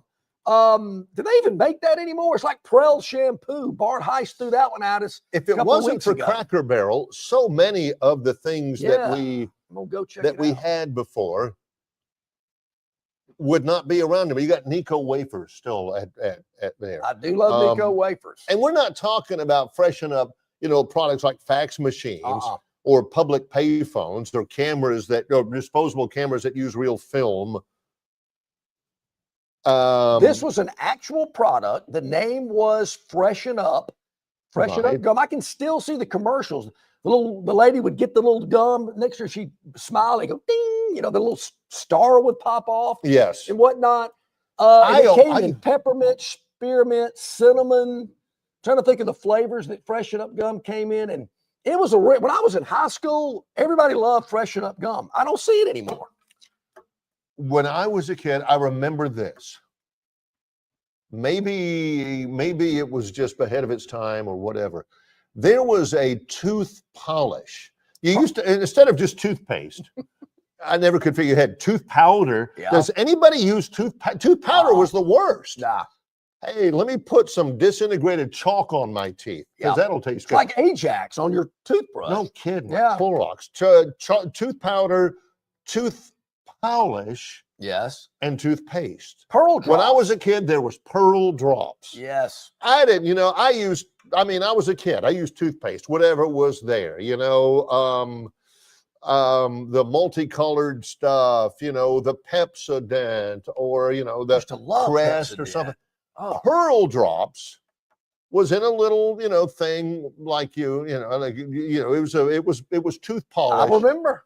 When I'm 14, and the Pearl Drops commercial, where the girl, very beautiful young model, she's brushed her teeth with Pearl Drops, and she ran her tongue over the front of her teeth. She went, she did that. I won't try and do it justice, but I won't. Man. She went, it's kind of sexy. Not your version, but that's hers. A great feeling. I remember that. And I'm thinking, I've got to get some Pearl Drops. Sure you did. As a 14-year-old kid, that commercial, she was very pretty, beautiful teeth, and she ran her teeth over her tongue over the front of her teeth, and she says, Barry, it's a great feeling. I'm thinking, is it one word? So I write it down, Pearl, is it Pearl drops? Because I've got to, Mom, can we go to the drugstore?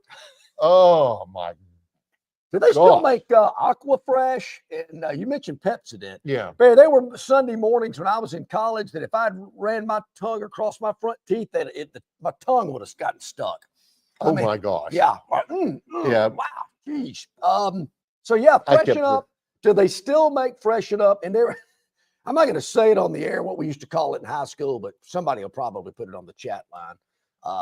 But I'm not going to bring that up here this morning. All right, so we got that out of the way. That's just one of the things we're going to be thinking about in the coming months of things we used to enjoy that we don't have anymore. They don't make, believe it or not, they don't make icebreakers anymore. Oh, that's the mint. The liquid ice. I don't know if it was because of a little bit of legal difficulty by its product spokesman, but they don't make pudding pops anymore. Ooh. Now you can still get you a fudgesicle. I like a fudgesicle. Well, John likes a fudgesicle. It does tick him off when Philip beats him every time at the Jordan-Hare Stadium to the halftime fudgesicles. I can't believe they're not making the pudding pops. It was a little softer. Yeah. You know, a fudgesicle can be kind of hard You to got to bite wait into. for a little while. Yeah, Waiting sucks. But yeah. Butterfingers, they don't make Butterfingers anymore. Wait a minute. Bart Simpson was the pitch man No. for Butterfingers. Mm-hmm. They do not. Whoa. They make Butterfingers. I'm going Maybe to the they CVS do. Well, on the this way is home. this may Maybe Butterfinger Okay, ice let me go to another one. Here. The Jell-O pudding pops, they're definitely gone. Oh man, definitely gone. The Pepsi Blue. I don't even remember Pepsi. I remember Blue. Pepsi Clear. Yeah, I do remember that. That didn't make it. If I'm drinking a cola, I want it to be dark. This was my go. This was my go-to. The Taco Bell 7-layer burrito. Ooh. I had that because it had Ooh. guacamole in it. I love guacamole. Yeah, don't get that on the that road, or kind you'll of be stuff. looking for a rest area. Yeah, quick. Yeah. Oh. So anyway, So those are a few. I missed that. All right, let's spin the wheel again, Gurn, see what's up next on the Victoryland 777 topic wheel as we broadcast live from Stivers, Florida, Montgomery, where Price sells cars. I better put my glasses on so I can see where it lands. Let's see. This is Airport food. Airport food. Yeah, you travel a lot there. I travel a lot. I try not to eat in airports. I usually try to eat before, or maybe if I'm on a long flight, they'll serve us on the flight. Or if I can weasel my way into like the Sky Club or something, I'll eat there. So I normally don't eat in places at the airport. Normally the lines are too long. The prices are a little expensive. Not as many Chick-fil-A's in airports as I would like. But be that as it may, there are a couple of spots that I highly recommend. If you got a longer layover, you're hungry, you need something to eat, I've got a few recommendations for people that you want to eat in the airport. I'll see if I agree. At DFW, at Dallas Fort Worth, there is a restaurant, Terminal A near Gate 25, called Papado's Seafood Kitchen. I've eaten at that one. I have. It's outstanding. Seafood restaurant in the airport. Correct. It's Papado's. I'm not sure if there are several others or whatever, but that one right there.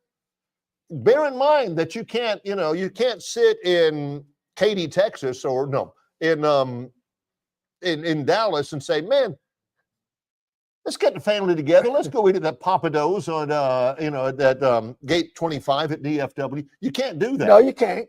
But if you're in there, son, that place is It is good. And they've got several locations in Louisiana. Okay, You got to have some time because it's a sit down. You're sitting down. Yeah. The ladies coming to wait on you. I normally don't do that. I normally don't eat at a sit down restaurant And in an airport, but I've eaten there.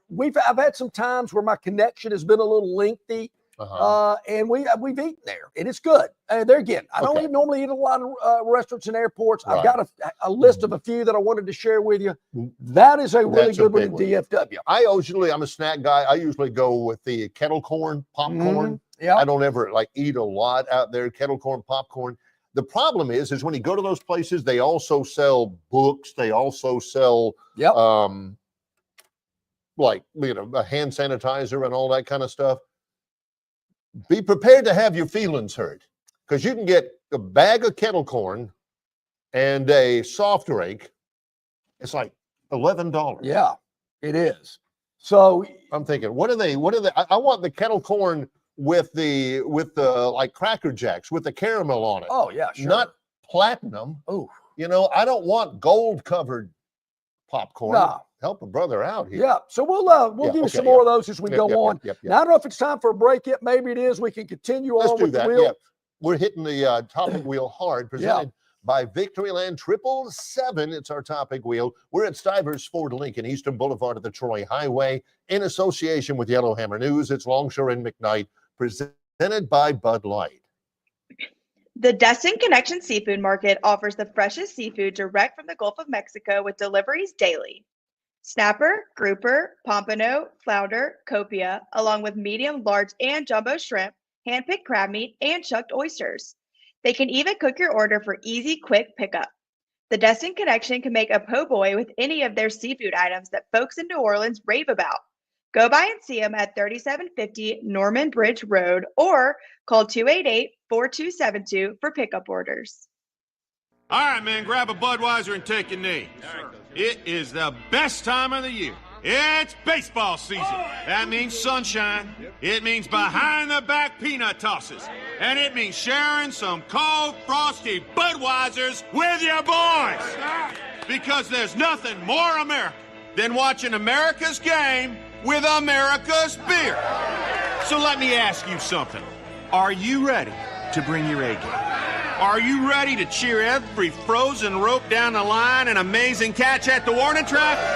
Are you ready for pitchers' duels and slugfests? Tell me, are you ready for the thrill of an incredible walk-off victory? I can't hear you. Are you ready for Budweiser and baseball? Then get on your feet, raise an ice-cold Bud, and let's make this season larger than life. Great times are waiting. Grab some Buds! Enjoy responsibly. Budweiser Beer, Anheuser-Busch, St. Louis, Missouri. Don't miss your chance to win big at Victoryland Casino. Play the latest, hottest, most exciting games around with fun bonuses and big jackpots. Don't miss out on your free play. Stop by Player Rewards today and check out this month's exciting free play promotions. Come see why our players keep coming back. You'll have more fun at Victoryland Casino, where you can be a winner too. Victoryland Casino, located off I-85 exit 22, Shorter, Alabama. Must be 21 or older.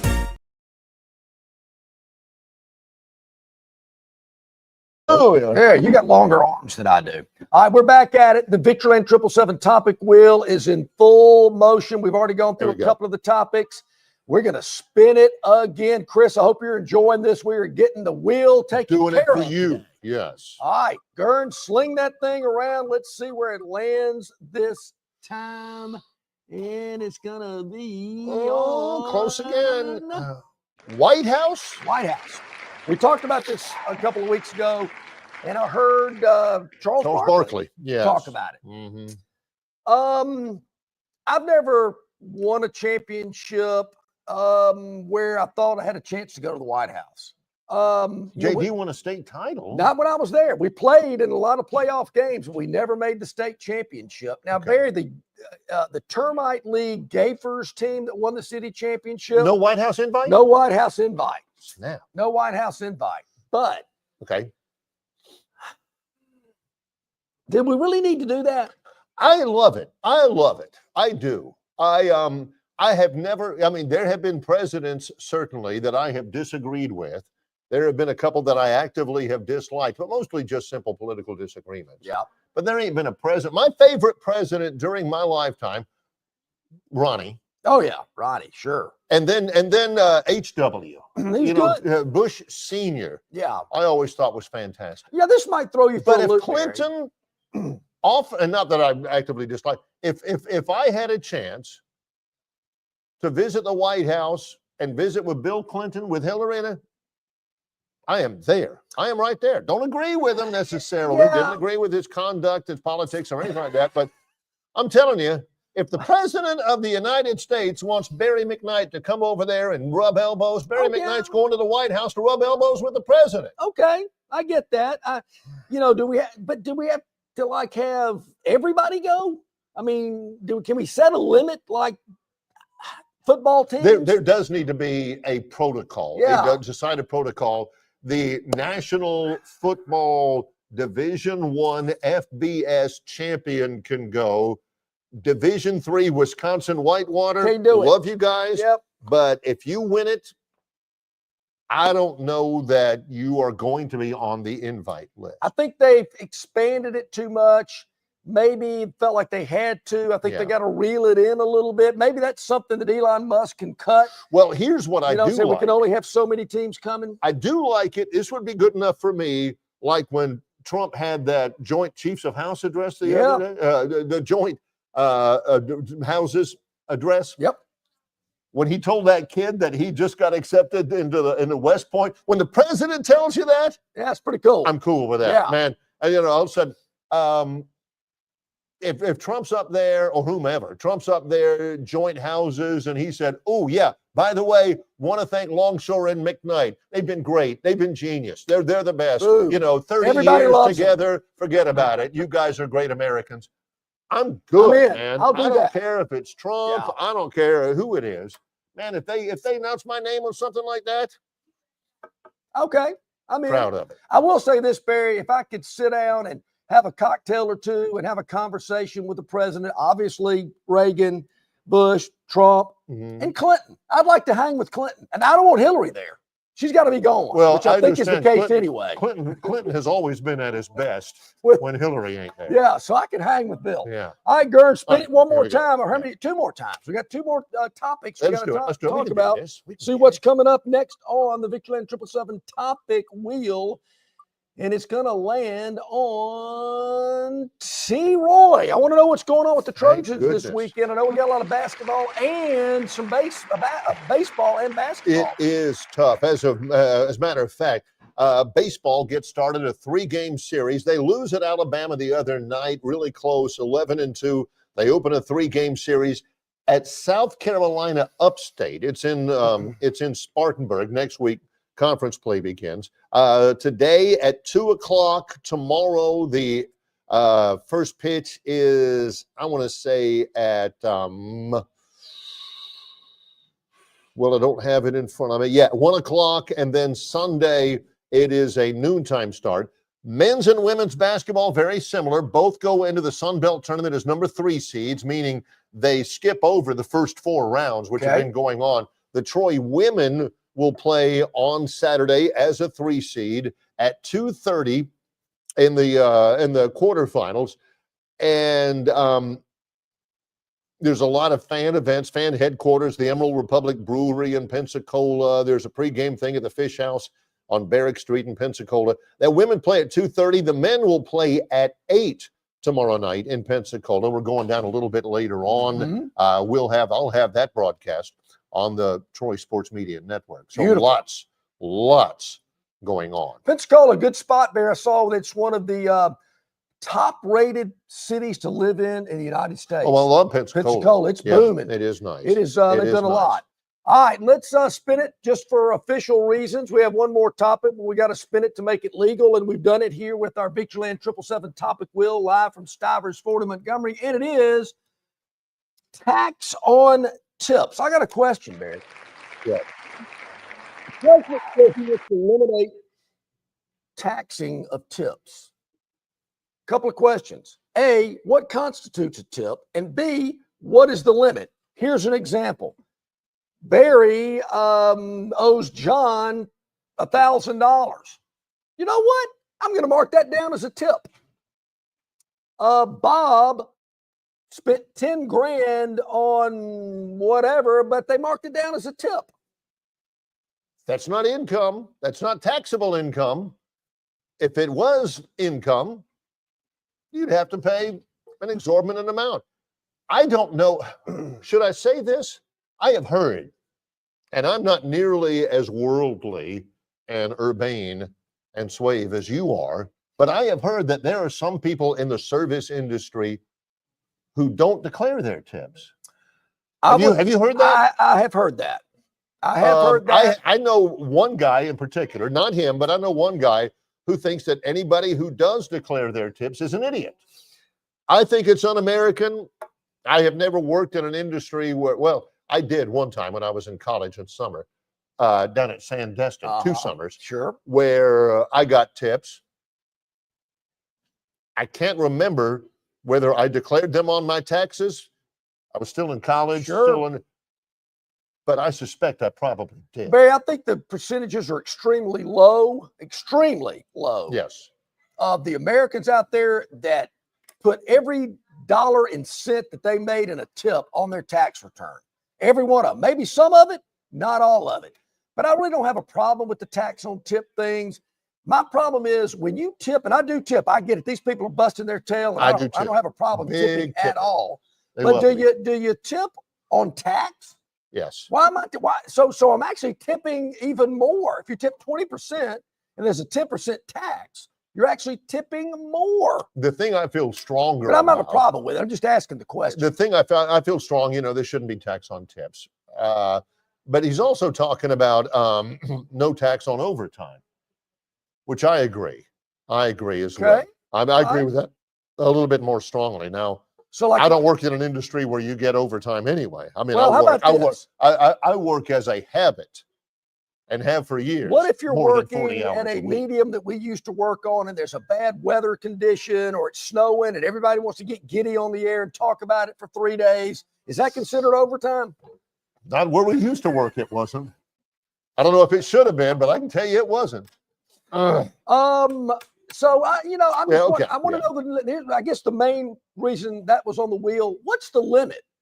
If there's no tax on tip, what is a tip limit? If a guy slips you 100, okay. But if the guy slips you 10 hundreds, well, I was a tip. Well, okay. I don't have a problem with it. I just want to know what the limit is. It's like what happened in Shawshank Redemption when Andy Dufresne almost got thrown off the roof when they were touring the roof of the prison. Correct. If your wife gives you the $35,000, you can claim it as a gift from her, and you don't have to pay taxes. It's a one-time tax. That saved his life, and it got them all free Bud Light. Yeah, up saved there the at top guards of some money, and he Shawshank did all their prison. taxes Yeah, for them. There you go. Well, you know what kind of beer they were drinking? Wasn't Bud Light. It was I knew not. Bud Light. I don't think it was either. It was one of those like Narragansett or something like that. One of those New England beers. Something I don't even think they make anymore. Kind of like Freshen Up gum. Yes, exactly. All right, we're right. live here at Stivers, and we want to invite you to come out and see our friends here at Stivers Ford Lincoln in Montgomery. Whether it's a Ford, Lincoln, or a pre-owned vehicle, the lot is full. Barry, you know it. I know it. Yeah. And everybody that drives by the lot knows it. So come see for yourself. They have got the vehicle that you want today. I can promise you that. Barry, I'm telling you, if there's a Ford, Lincoln, or pre-owned vehicle that you want and they don't have it, then you don't want it. That's right. It's not something that you'd be interested in. True. They've got them here. Stivers Ford Lincoln, Eastern Boulevard of the Troy Highway. Our thanks to all of the wonderful people. They treat us so great when we're here and when we're in our vehicles as well. Thanks as well to Mike Griffith and AJC, Dawg Nation for joining us as well, and our producer, Kern Jr. For John Longshore, I'm Barry McKnight. In association with Yellowhammer News, it's Longshore and McKnight, presented by Bud Light.